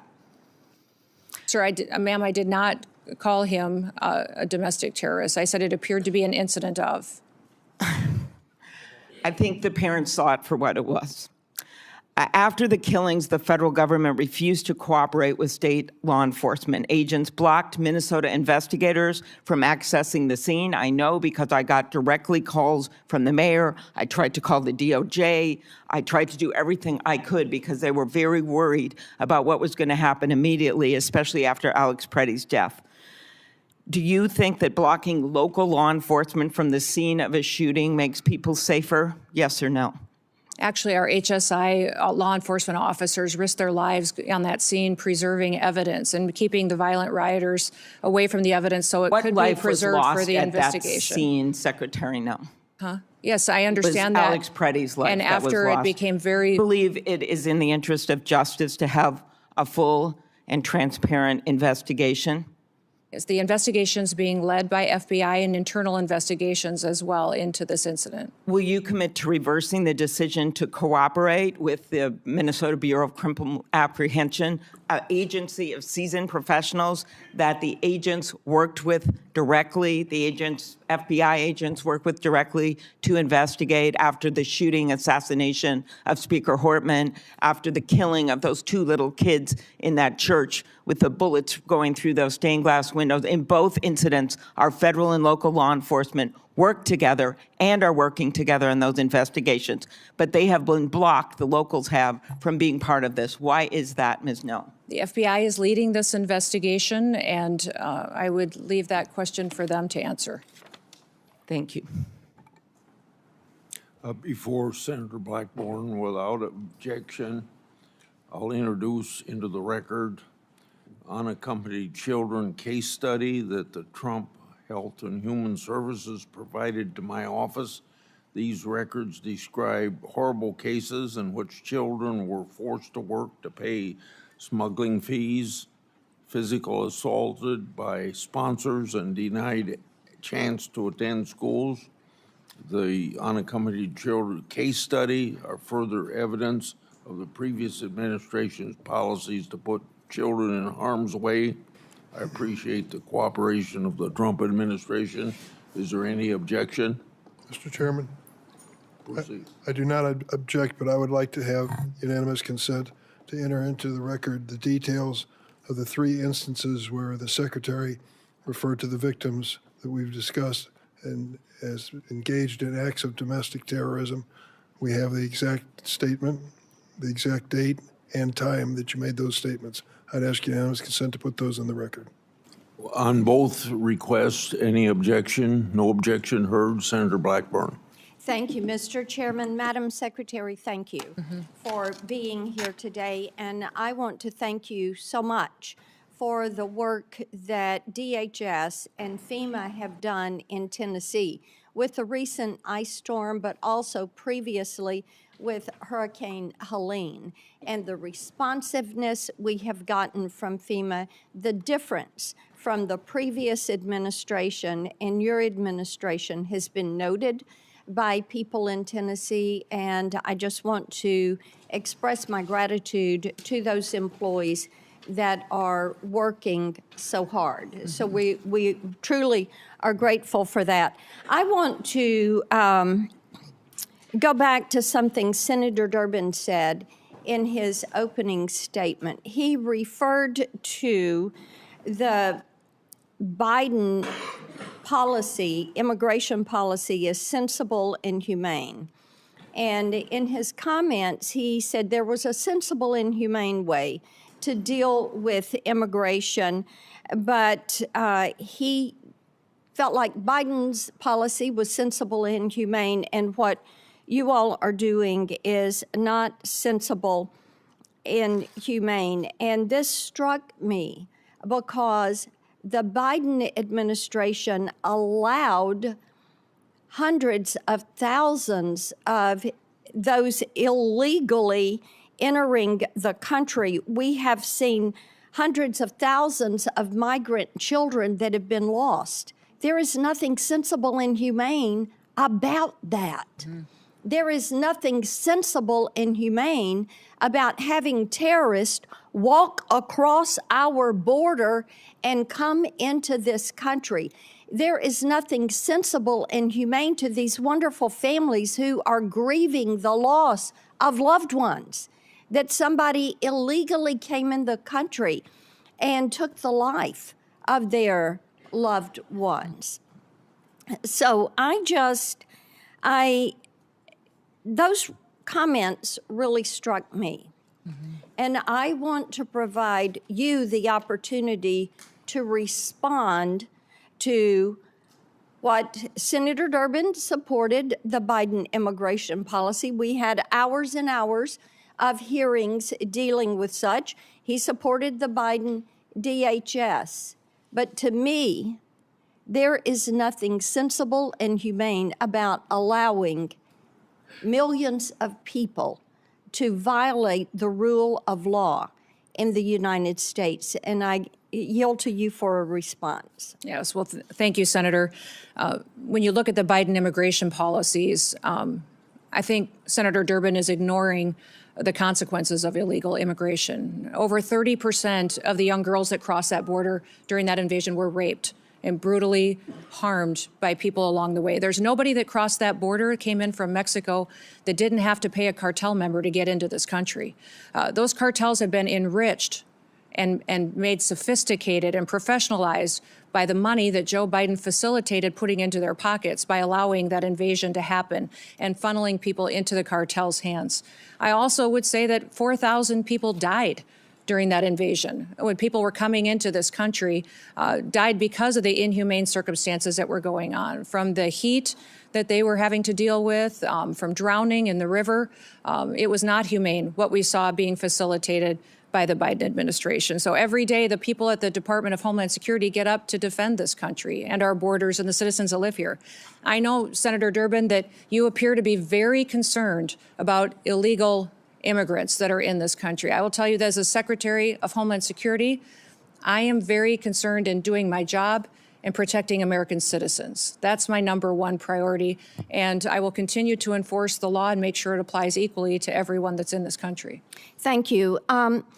Joe Kent, who is the director of National Counterterrorism Center, last year told the House Homeland Security Committee that there are at least 18,000 known terrorists that are here in this country. And I've heard from Tennesseans all weekend long about their concerns. The attack in Austin was really quite unsettling. And the awareness that there are these terrorists that are among the citizens here in our country. So would you lay out, not only for this committee, but for the American people, what steps are you and your team taking right now to make certain that we apprehend, detain, and prosecute these terrorists before they have the ability to conduct any act of evil? Well, Senator, when you let millions of people into this country unvetted, you truly don't know how many dangerous, known and suspected terrorists there may be in this country. We continue to do our investigative work. We continue to look at individuals that are here that may be committing crimes and working with local and state law enforcement where possible. What I would say is anybody that we know that the Biden administration has given green cards to or naturalized. We're going back and re-vetting those individuals, those who came in under refugee programs. We are re-vetting those individuals and interviewing them and talking to them to ensure that they are someone who is here appropriately and they didn't come in under a program that was abused by the Biden administration. We continue to use our intelligence and analysis department under the Department of Homeland Security to gather intelligence and cooperate with other intelligence agencies and with the FBI to go after and to prosecute those who would wish to do us harm. We're grateful for the American citizens that work with us, and we understand that people who are in this country illegally and have final removal orders should be detained. Our priority is going to continue to go after those worst of the worst and to make sure that we are getting them out of our country as soon as possible and brought to justice if they've committed crimes here. There are a couple of bills we were able to fund in the Working Families Tax Cut Big Beautiful Bill back during the summer, and we're so grateful for President Trump and the attention that he put on some of these issues of protecting the American people and making that the priority. And you know, that's a part of upholding our oath. I think many of us were struck last week when the president asked, do you think it's the first order of business to protect the American people? And many of our colleagues on the other side of the aisle just sat there. That was stunning. So we're grateful for this focus on protecting our people. There were two bills, the Prince Act and the End Child Trafficking Now Act. These are pieces of legislation I've pushed forward. Now, this helps with protecting these children that are being trafficked, many of them globally trafficked. We're fully aware that Homeland Security investigations, and I think they're defunded right now during this shutdown, are trying to find some of these traffickers, rescue these children, and return them to their families. These two bills allow the collection of DNA and fingerprints so that we can stop this repeat trafficking of children. And I want you to talk for just a moment about the importance of having this legislation on the books and how you are using this to help break these global trafficking rings. Yeah. No, I appreciate those bills, and I'm hoping that this body will find them important and get them signed into law as soon as possible. Collecting of DNA is incredibly important to making sure that children aren't being abused or trafficked. But we saw many times during the Biden administration where the same child would be used by cartels to move individuals into this country illegally. And so one of the policies we put it back in place as soon as President Trump came into the White House is DNA testing of those individuals coming into our country. When we interdicted them, that we would ensure that they were the family that they said that they should be, and that those children weren't being moved with strangers or abused and trafficked by them. One of the things that has come up regularly when I'm out and about around Tennessee is that we have some of these mayors and governors that have recently demanded millions of dollars in taxpayer reparations for having ICE in their communities. Now, in the case of Minnesota, they're looking at as much as $18 billion in fraud. $18 billion. And what they've uncovered there, what they allowed to happen, whether they want to say they knew about it or they didn't know about it, but it appears they knew about it, and we'll let the investigation bear that out. What do you say to these mayors and governors who are defying the law by having a sanctuary city for illegal immigration that are allowing rampant fraud of taxpayer money? It is not their money, it is taxpayer money. They allow it to happen, and then they are so brazen and calloused and disrespectful of the taxpayer, they stand up and demand reparations. What do you say to them? Yeah, it's impossible to take them seriously. The hypocrisy of saying that you care about your economy and you care about your citizens when you've allowed that kind of fraud to go forward that they have in these programs. And these programs are there to care for individuals and give services to some of our most vulnerable in society. Those individuals that have developmental disabilities, individuals who need special services in order to care for them and to help those families for a period of time with individuals and their family members that need to be that specialized care. They have stolen that from them, allowed individuals to abuse those programs, and have done it to the detriment of not just their families there, but also the businesses there and the educational entities and even their credibility to speak. You know, if those are the same individuals that that called our ICE officers the Gestapo and demonized them. And their rhetoric is very detrimental to the environment that we face every day on our law enforcement operations. So my hope is that we'll continue to get to the bottom of those investigations and bring those criminals to justice. Before Senator Coons, Senator Durbin wanted to. Mr. Chairman, the senator from Tennessee invoked my name several times, so I'd just like one moment to respond. What she said is simply inaccurate. I didn't mention the Biden administration at all in my opening statement. What I said, and I still believe, is that if we work together in a positive, good faith, bipartisan effort, we can come up with a sensible, humane immigration law for America. You've heard the witness say repeatedly, we write the laws. She's correct. We need to accept the responsibility of writing a law that is sensible for this country. What I think is happening now in this administration is neither sensible nor humane. I yield. Senator Coons. Thank you, Mr. Chairman. Madam Secretary, thank you for appearing before us. It is your duty and mine, all of ours here, to protect our American homeland and our citizens, but to do so in a way that is legal, that is humane, that is effective, and principally constitutional.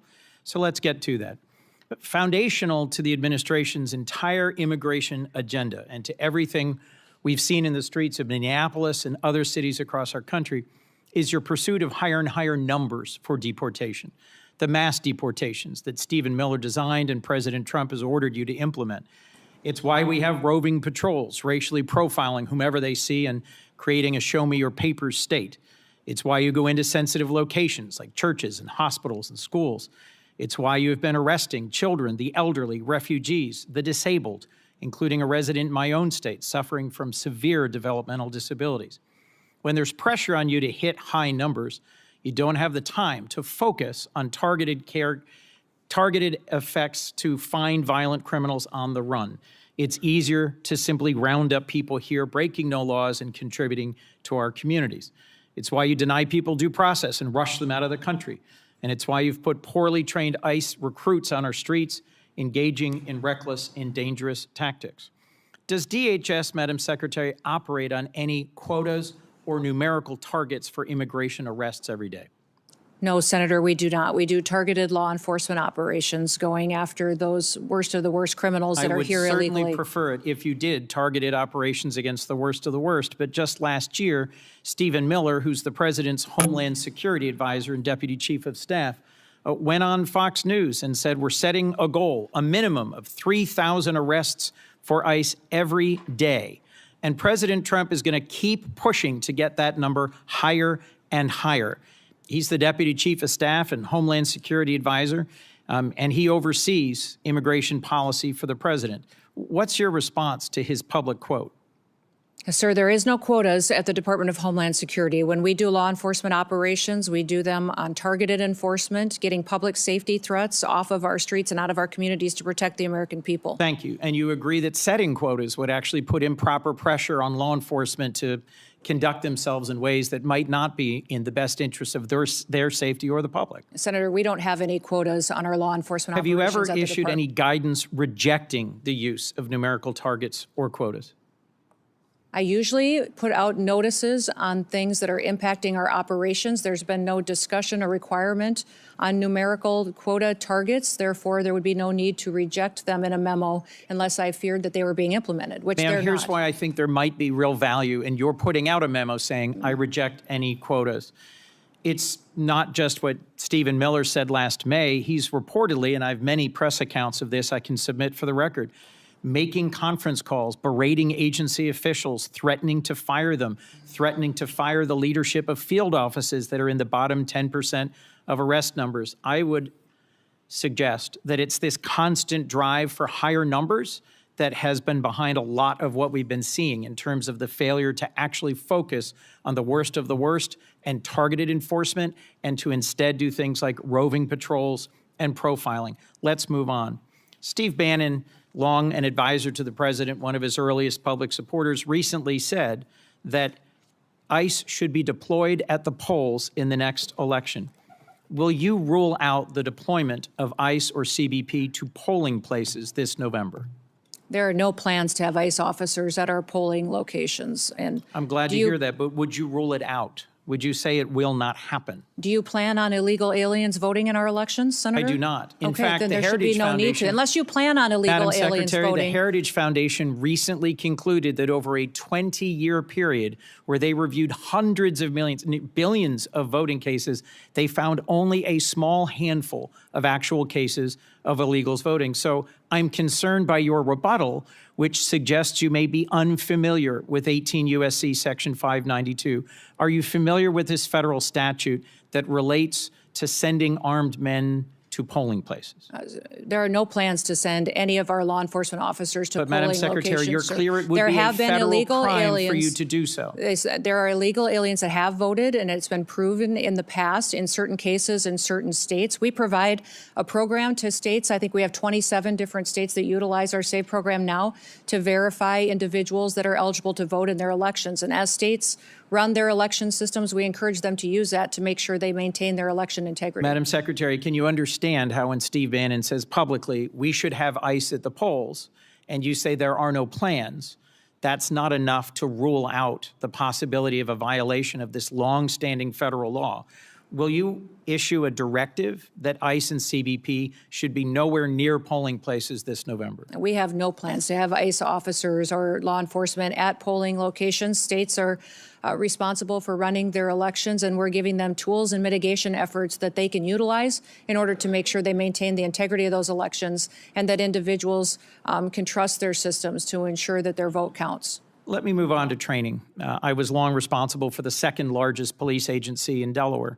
I understand and recognize the critical role that training plays in keeping law enforcement officers safe, in making sure that they perform their important duties as effectively as possible, and that they understand the obligations of policing in a democracy. A whistleblower recently testified that ICE's training process is, quote, deficient, defective, and broken, raising concerns about how you cut training time in half, reducing training hours by 240, and cut out key courses on the use of force and constitutional obligations. He also testified to a culture of fear that pervades ICE and a constant effort to churn out more trained officers in order to achieve higher numbers. Your department put out a statement that the training is the same number of hours that officers have always received. So let's be clear. Is it your sworn testimony today, Madam Secretary, that training hours have not been reduced for any recruit compared to where they were, say, a year ago? Senator, our ICE officers are trained when they come on board the department 56 days. We've changed the format of those days. Instead of 5 days a week, 8 hours a day, they now do 6 days a week, 12-hour days. We also give them 28 days of on-the-job training so they can have more hands-on experience with individuals that have served a longer period of time in law enforcement and have that experienced officer supporting them going forward. What I would say about your whistleblower is that your whistleblower came to FLETC, which is the area academy where we train over 130 different federal law enforcement agencies. He came there after we had changed our program and didn't experience how we trained our ICE officers previous to that on those 5 days a week, 8 hours a day. I don't know how he would speak to how Secretary, ICE used to do that, and this individual was only detailed there for a short period of time, a few months, and was a trial attorney, not an expert in a number of places around the country have faced protests for how they've been conducting their policing. Do you specifically train your new recruits on how to handle peaceful protesters in the context of the First Amendment and their rights? Yes, they are trained in that. And they are annually trained and updated with legal guidance, with constitutional provisions, de-escalation techniques, in driving techniques, medical aid, intervening, use of force. All of those are things that our individual officers are trained on. January 22nd, you put out a press release that said enforcement and removal operations, ERO training, was 42 days. But on February 23rd, just a month later, the same day that the whistleblower testified, you issued a new press release saying it was 56 days. You seem to be making it up as you go along. Help me understand how you square those quite different numbers in terms of the total number of training days? Our training for ICE officers is at 56 days with 28 days of on-the-job experience that they get as well. That continues their training, and their specialized training is above and beyond that as well. And we're grateful for those individuals, many of those individuals that have come and joined ICE. We had over 220,000 individuals apply to become ICE officers. We've hired approximately 12,000 of those, and many of those had previous law enforcement experience when they came to serve with us. Last question, Madam Secretary, about Afghans. Americans fought, served, and died in Afghanistan over 20 years. Many of our service members critically relied on translators and on Afghans who served and fought alongside them. I've gotten to know a number of them who came to this country and were thoroughly vetted and were frankly heroes who had risked their lives alongside Americans. At the moment, I believe your leadership at DHS has abandoned our commitment to the Afghans who served alongside us. There are currently many trapped in a center in Qatar, and at least 150 of them are the family of current active duty U.S. military forces. It is within your power to create a process for them to seek waivers of the refugee ban so they could come into the United States. Will you consider doing so? We'll continue to do our due diligence on vetting individuals that come into this country, especially those who came in on a refugee program, and make sure that vetting process was thorough. We found deficiencies in how the Biden administration was doing that. Will you commit to not and I'll look forcing into any the of them situation. back into the waiting arms of the Taliban, who will certainly torture or kill them? We'll continue to look at every situation and make sure they qualify for the programs to how they're laid out in statute. Madam Secretary, as I said at the outset, it's your obligation and mine to protect our homeland and American citizens in a way that is legal, effective, humane, and constitutional.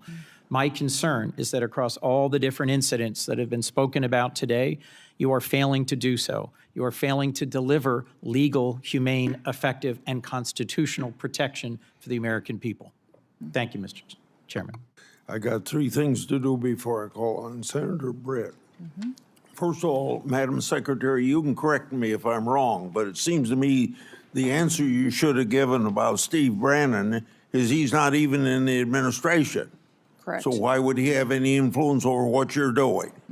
Correct. Secondly, we're going to take a break after Britt, Blumenthal, and Schmidt.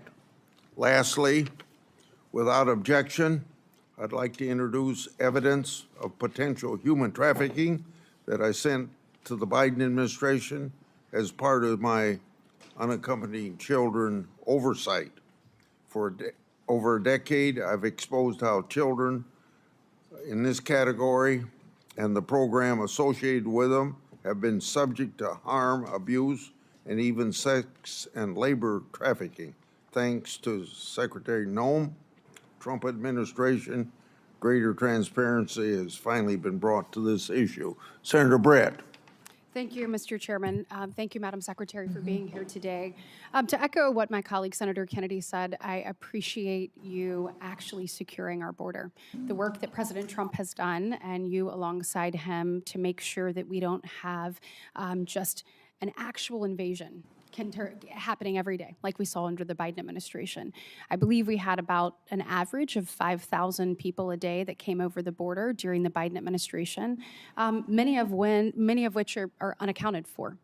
When we're looking at kind of what is ahead of us, I've heard Senator Blackburn and others kind of bring this up to you, but I am thinking about the children that we know that came unaccompanied, many of them with a phone number written on their arm or taped to them. Senator Blackburn mentioned that the Biden administration did away with the DNA policies. We know many of these children have been trafficked into our interior.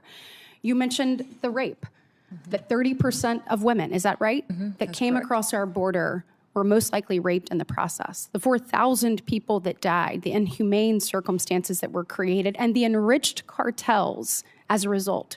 As a result of 4 years of the Biden administration, the cartels were stronger and more prosperous, and unfortunately had a greater grip on our interior. It is your job to make sure that we unwind that we keep American families safe, that we abide by the law, that we enforce the law. The way we do it matters. We have to do it the right way. But there are countless families sitting behind you who have either had a loved one injured or lost because of the lack of enforcement of the previous administration. Do you commit to me today that you will ensure that no family has to go through this again, that you will use the tools at your disposal the right way to protect American citizens? Yes, I will use every tool I have available to make sure that we're protecting as many Americans from having to go through what these families have had to go through. And Secretary Noem, I want to talk to you about these children. Where are they? Yeah. We didn't have hearings about them under the previous administration. I want to know where they are. How many children do you think are in our interior unaccompanied for? Are they being sex trafficked, labor trafficked? Where are they? Yeah. And how many have you found? And what is your plan to find all of them? Every one of those children deserves to be seen, deserves to be found, and I appreciate the president's commitment to making that happen. I want to know what you're going to do to follow through with it. We're going to continue to do our work. We found 145,000 of those children so far, identified them, returned them back to their loved ones, and taken care of them. We will continue until we find every single one of them. The Homeland Security investigations teams are the most specialized law enforcement officers for getting into these networks, these trafficking networks, and making sure that they're not just finding one child, but finding the network that is trafficking hundreds of children, and make sure that we're bringing them back home and helping them heal. Well, let's actually talk about HSI. We have heard ICE be vilified across the nation, called Nazis, called Gestapos. I want to talk about ICE HSI for a second, because you just mentioned it. When we are looking at finding child predators, when we're looking at finding people who are exploiting children, when we're looking at cyber crimes, human trafficking, when we're looking at drug smuggling, weapon smuggling, HSI does the hard work, do they not? Yes, they do. I want you to see behind me. These are some of our most notorious and high-profile criminals in recent years.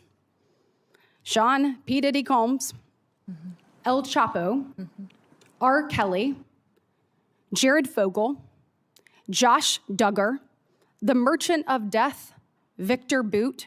And what do all of these criminals have in common? All of them were brought to justice with the help of ICE, HSI. Does that sound like the work of Nazis or Gestapo, Madam Secretary? No, it does not. This sounds like an agency that is working for the American people, who is taking bad actors off the streets and is doing the hard work for our most vulnerable. Can you speak a little bit to the work that you've seen HSI do? These HSI officers are, I believe, the most exceptional law enforcement officers that we have at the federal level. They specialize not just in identifying sex traffickers and human traffickers, but also any kind of money laundering, financial investment. They partner with our other intelligence agencies to use that information to build cases that we then win in prosecutions and hold those people accountable. And they all have families. They all have families that they care deeply about, and when you talk to them, they will go on and on about how they do their work to make sure that families in the United States can be safe and that they have a future and they can walk down the streets and continue to be entrusted that their kids won't fall victims like they see so many times in their work when they do these types of cases. Changing gears a little bit, when we're talking about just immigration enforcement in general, I know I've had a number of questions from constituents over the weekend about the number of known and unknown terrorists in our interior. We know the numbers that came through the border, but we also know the countless numbers of known gotaways that we don't know who they are, where they're going, or what their intentions are. Madam Secretary, what we saw in Austin, I think, was chilling to so many people. We want to make sure that we are doing everything possible to locate terrorists in our interior and to obviously capture and get them out. Tell me what you're doing to make sure that that happens and what the American people need to hear from you. Well, first of all, Senator, let me thank you for your work to get the Department of Homeland Security funded so that we can use everything and every tool available to us to go after these threats that we face, both foreign and domestic. These individuals that we've brought to justice already include over 1,500 known and suspected terrorists that we have already found in the last year that President Trump has been in the White House, and we brought them to justice and removed them from our country. We also have thousands and thousands of gang members, MS-13, TDA members that have partnered to victimize people and perpetuate violence upon them. We're continuing to do that work and will every single day, but we need funding to make sure that all of our law enforcement agencies have the tools they do to bring them to justice. Well, let's actually talk about that. So when we are looking at the department having gone unfunded now for 17 days, I'd like to know what are the real implications of that. So I think a lot of people, when you look at the Department of Homeland Security, we've obviously seen in the news, ICE and CBP. We just talked about some of the good work that ICE has done, particularly ICE HSI. We look at the border, customs protections, people coming through, making sure whether it is weapons being smuggled or whether it is drugs, that those things are caught by those men and women there at the border. Then we look at the other missions that fall under the Department of Homeland Security, our courageous men and women in the Coast Guard. You look at those serving in FEMA. We have been ravaged by storms both in the south and up the northeast, and these people need assistance and they need help. That all comes through your department. You look at the Secret Service and you look at where that is. You look at the Center for Domestic Preparedness, for example, in Anniston, Alabama, which I hope I have your commitment to continuing to make sure that our law enforcement officers are trained there in the event of something unthinkable. Yes, And absolutely. as we look at all of this and our TSA officers, I was struck by what I saw. Actually, you have put this up here behind me. When you see what's happening with people going without pay, again, so you have people like a TSA officer that went without pay for 43 days in the previous Democrat-led shutdown. And here they go once again. The financial insecurity that comes from that is tremendous. We heard reports of officers sleeping in their cars at airports to save money on gas, selling their blood and plasma, and taking on a second job to make ends meet. Some are just recovering from the financial impact of the 43-day shutdown, and many are still reeling from it. We cannot put them through another such experience. In the last minute left, will you tell us the real implications of this shutdown on men and women that stepped up to serve our country in the highest way to keep our homeland safe and secure?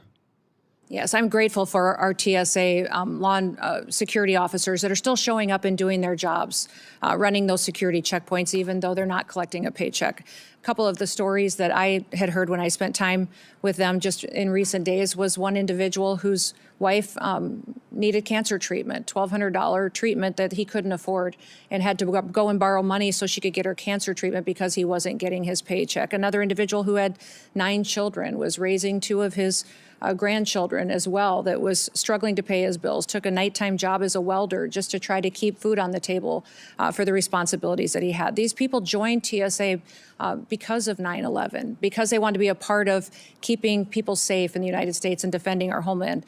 Beyond that, FEMA, our ability to fund disaster response is virtually gone. It needs to be refunded. Our FEMA employees are out there doing work every single day, but we have 10,800 individuals that are funded out of the Disaster Relief Fund that could potentially not be there for them and not respond to individuals who need it when they have those terrible storms or devastating crises. Well, thank you for your work, and I'm hopeful that we can work with our colleagues on the other side of the aisle to find a pathway forward to fund the Senator department. Blumenthal.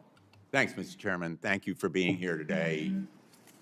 Madam Secretary, for a year, you maintained that no U.S. citizens have been arrested or detained by ICE or CBP. After hearings that I conducted in the Permanent Subcommittee on Investigation as the ranking member, you admitted finally in a letter written to me just last month that, in fact, U.S. citizens have been detained and arrested. I'm going to ask, Mr. Chairman, that that letter be entered into the record. Thank you. You put the number as 38. Far more American citizens have been arrested by ICE and CBP, probably in the hundreds, perhaps the thousands. Have you met with any of the American citizens who have been detained or arrested by your agency?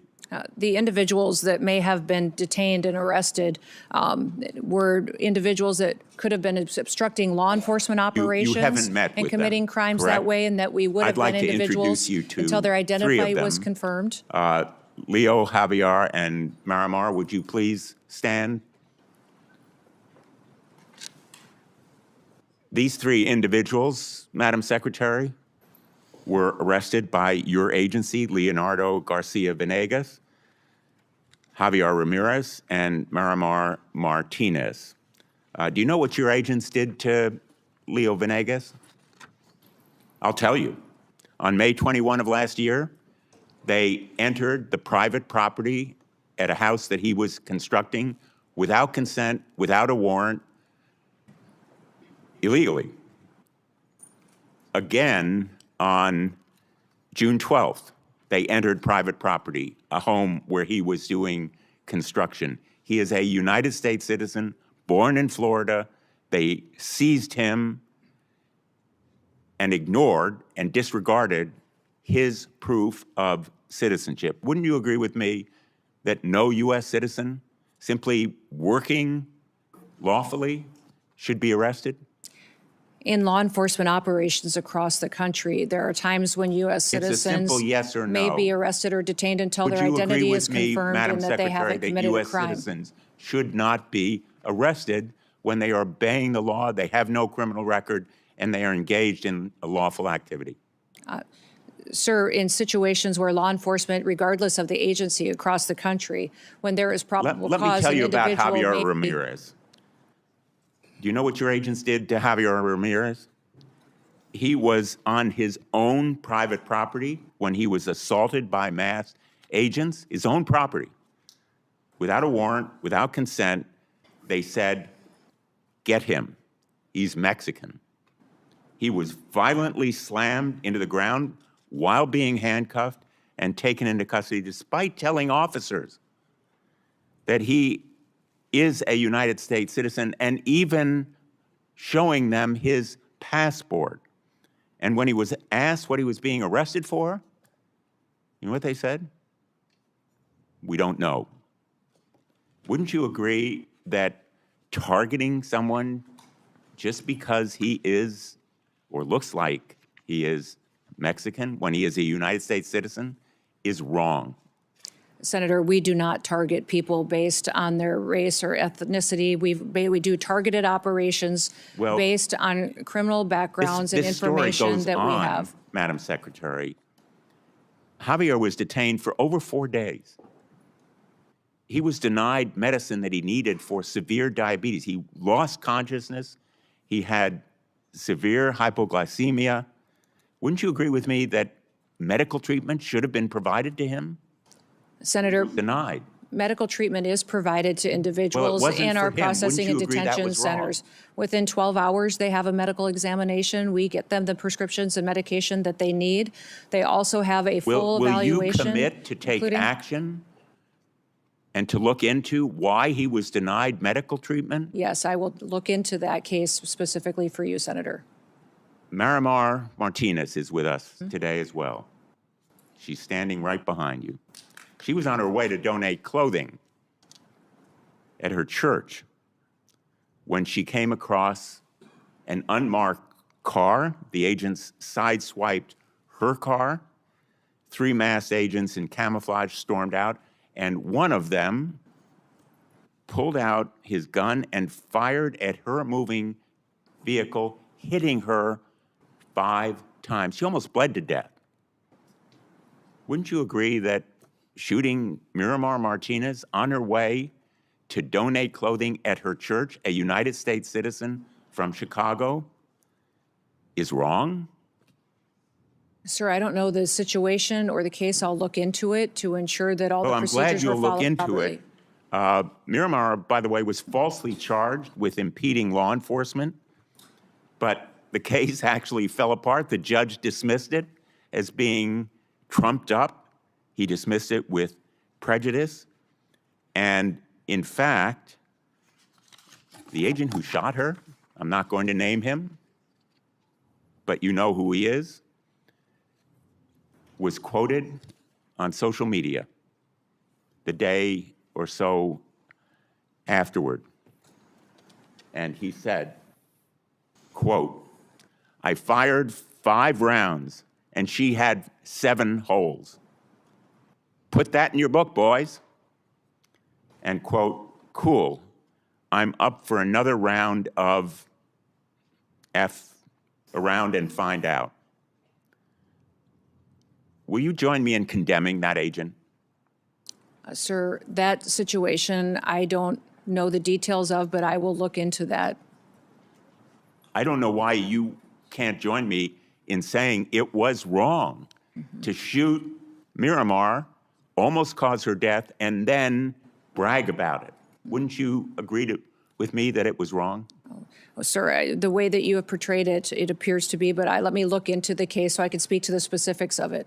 In fact, apparently, contrary to what you just said, you actually supported the agent who shot Ms. Martinez 5 times. He's quoted as saying, when he was asked, everyone has been supportive, including Chief Bovino, Chief Banks, Secretary Noem, and El Jefe himself, referring presumably to President Trump. Is the agent who shot Ms. Martinez still on the job? Sir, our law enforcement officers conduct operations every day according to procedures and to training and the experience that they have. When there is something that is not done Ms. properly, Martinez still on the job carrying a gun? I don't know the details. I will find out and get that information to you. Would you agree with me that he shouldn't be on the job carrying a gun? I will look into this case and get back to you on the details. I'm not familiar with it. I think Americans would find it absolutely terrifying that that agent is still on the job carrying a gun. And the fact that you can't tell me that you will take him off? Sir, do you know who Angel Samanago is? Do you recognize that name? You know, this is I an think individual we're talking about that was murdered an egregious in your illegality state here, by an a illegal violation alien, of rights and trust. duct taped. The answers are It looked very like it was simple, an assassination. And I would have hoped I haven't that heard you say one could give victim's better name answers today from illegal to these immigrants that 3 are here individuals. perpetuating Would you like violence to say against anything people. to Ms. Miramar, Ms. I'd like to hear you Ramirez, say the or name Mr. of one of our victims of Venegas? illegal criminal activity and fight for one of those victims so that we can stop as many of them from being created in the future by people who should never be in this country to begin with. Illegal Well, individuals the and charges aliens that are against in this country. Ms. Martinez were dismissed with prejudice. Let me ask you about a memo that evidently was written by the acting director of ICE. This memo, have you seen it? I can't tell what it says. I see lots of memos. I see Well, this memo many a is day. by acting director Todd Lyons. It's been frequently referenced in the hearing that I conducted by the whistleblower who testified, Brian Schwank, as being the basis for instructing ICE agents. It specifically says that ICE agents should violate the Fourth Amendment and break into people's homes without a judicial warrant. Do you agree with it? I will look at that memo, sir. I can't read it from here, but if it's referencing administrative warrants, that is the proper legal tool that this body has given us to utilize on immigration enforcement operations. Those administrative warrants were provided and affirmed by the Supreme Court. Let me ask you one last and question. we'll continue to use those. Madam Secretary, does Corey Lewandowski have a role in approving contracts? And if so, what is that role? His role as a special government employee, special government employees work for the White House and the administration. There's thousands of them. So he does have a role. Senator Schmidt. Thank you, Mr. Chairman. Since we're having folks stand up, I would have Laken Riley stand up. I would have Kayla Hamilton stand up. I would have Jocelyn Ngari stand up. I would have Rachel Morin stand up. I would have the beautiful sons and daughters who were murdered by illegal immigrants stand up, but they can't because they're dead. They were murdered by illegal immigrants that were led into this country by Joe Biden.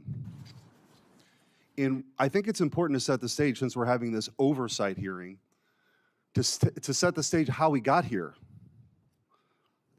5 years ago, something was done that had never been done in the history of our country. We had a president who willfully ignored immigration laws and immigration enforcement, threw open the border to 15 million people who are here illegally, tens of thousands of murderers, hundreds of thousands of hardened, violent criminals. And we can debate why. I know why. They're trying to pump up the numbers for their congressional districts because they lost the case with the American people. But the tragedies that ensued, the tragedies that were left in the wake of this disastrous policy are what we're left with. And your job now is to finally enforce our immigration laws. And they don't like it. They actually don't think that anybody should have to leave. Because if you create the problem so big, which is what Joe Biden and the Democrats tried to do, the only solution is mass amnesty. And I'm here to tell you, we're not doing it. And the mass deportations will continue. Thank God we front-loaded the money for ICE. Thank God we did it.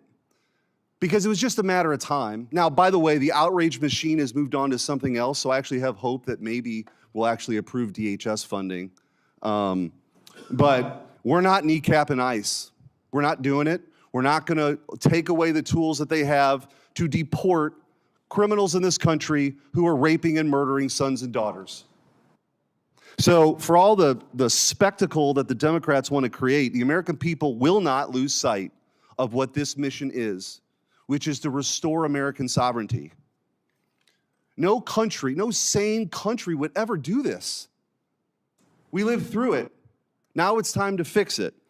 And the sanctuary status that many of these jurisdictions, there's about 11 that matter the most in this country. But what is that about? What does that really mean? It means that the local leaders will not tell ICE when rapists and murderers and criminals are released from prison so they can be deported. Think about that. Think about that. That's what's happening. And by the way, it's happening in Northern Virginia. The new governor just today said that this brutal killer, Abdul Jallo, an illegal immigrant from Sierra Leone with more than 30 prior arrests, who brutally stabbed to death Stephanie Minter, a mother, an American citizen, less than 50 miles from here, she will not work with ICE. If for some reason this monster gets released, she will not let ICE know when he's being released. Think about that. That's what is happening in this country. So forgive me if I don't want to be lectured by the Democrats on this point. I would think in a different time, in a different place, that we could all actually agree that if somebody is here illegally and they're being released from prison, that we would let federal law enforcement know about it. Apparently not. And so if you want to know why we had the flashpoint in Minneapolis, it's because it's a sanctuary jurisdiction that wasn't letting anybody cooperate. It wasn't responding to 911 calls for law enforcement and encouraging people to engage in this kind of confrontation. So I just want to go through a few of these. I mentioned Abdul Jallo. Let's talk about the difference between states that actually work with ICE and states or jurisdictions that don't. This is the contrast. Cecilio Lopez Vaquez was an illegal alien from Guatemala. He was arrested by the Missouri Highway Patrol for DUI. Cecilio had previously been deported in 2006 and had an active rape warrant in Guatemala. Missouri is not a sanctuary state and turned Cecilio over to ICE. He was deported. Thank God. Hernando Garcia Morales was an illegal alien from Mexico. He was arrested multiple times in New Jersey for crimes including burglary. New Jersey is a sanctuary state, failed to notify DHS or ICE. He was released. On January 9th of this year, he threw a baseball-sized rock at a school bus, shattering a window and hospitalizing a third grader. Ariel Nunez Figueroa was an illegal alien from Mexico with an arrest warrant tied to the murder of 43 students at the Ayotzinapa Teachers College. ICE arrested him in Houston, Texas, not a sanctuary city. DHS deported him on March 6th. Christian Espinozo Sarango was an illegal alien from Ecuador, arrested in New Haven, Connecticut for sexually assaulting a minor. He was charged with multiple serious offenses. Connecticut's sanctuary laws prevented cooperation with ICE, and he was released into the community before being rearrested by ICE. Mayama Sese was an illegal alien from Liberia. She was a former rebel commander linked to war crimes, including recruiting and leading child soldiers. Despite a removal order entered in 2022, she was not taken into custody by ICE until April 19th of 2025. The previous administration refused to deport her. She has now since been deported. Hector Balderas Ahorne was an illegal alien from Mexico arrested in California for a felony hit and run that killed an 11-year-old boy. California, a sanctuary state, rejected DHS's detainer. Hector has a bond of $100,000 that could allow this guy back on the streets. We don't know. If he's released, they're not going to tell ICE.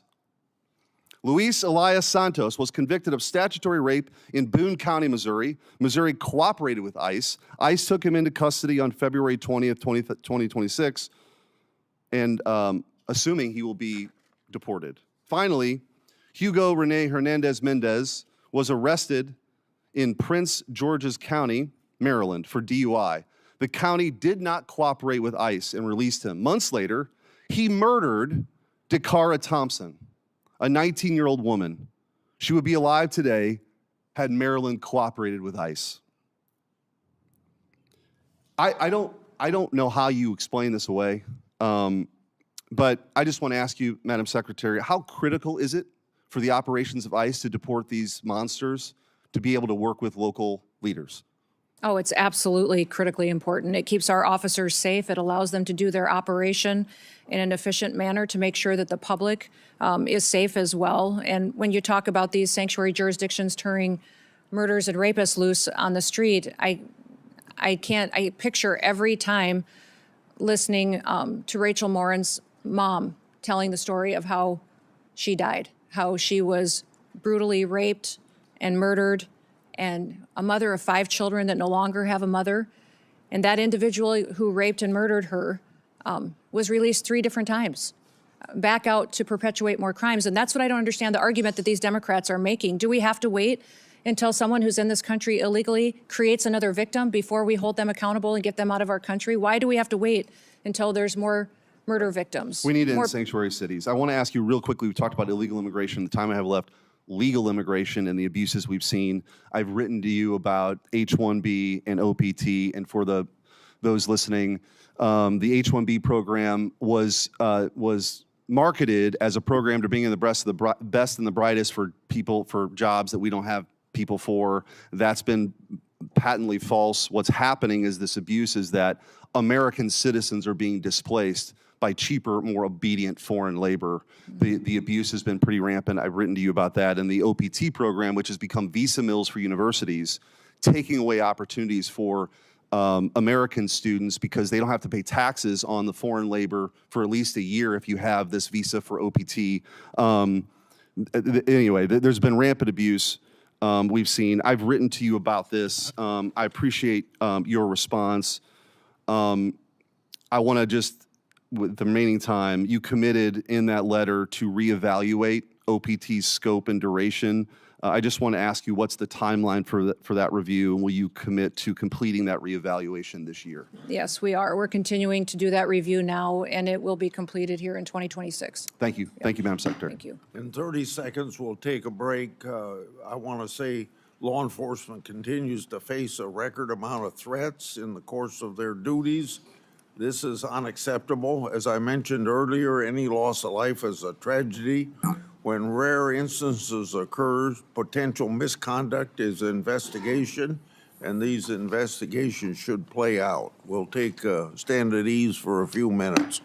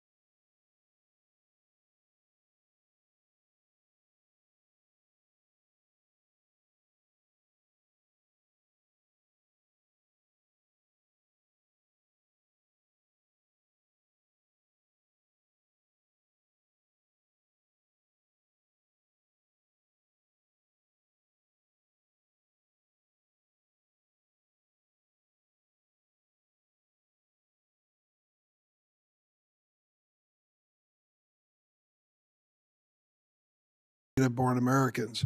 There is no excuse for violence, and what you've I've written to you about H-1B and OPT, and for those listening, Americans.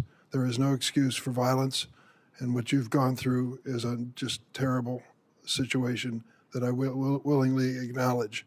From my point of view, we need an orderly process at the border to start with. And secondly, we should never knowingly allow a dangerous person into this country.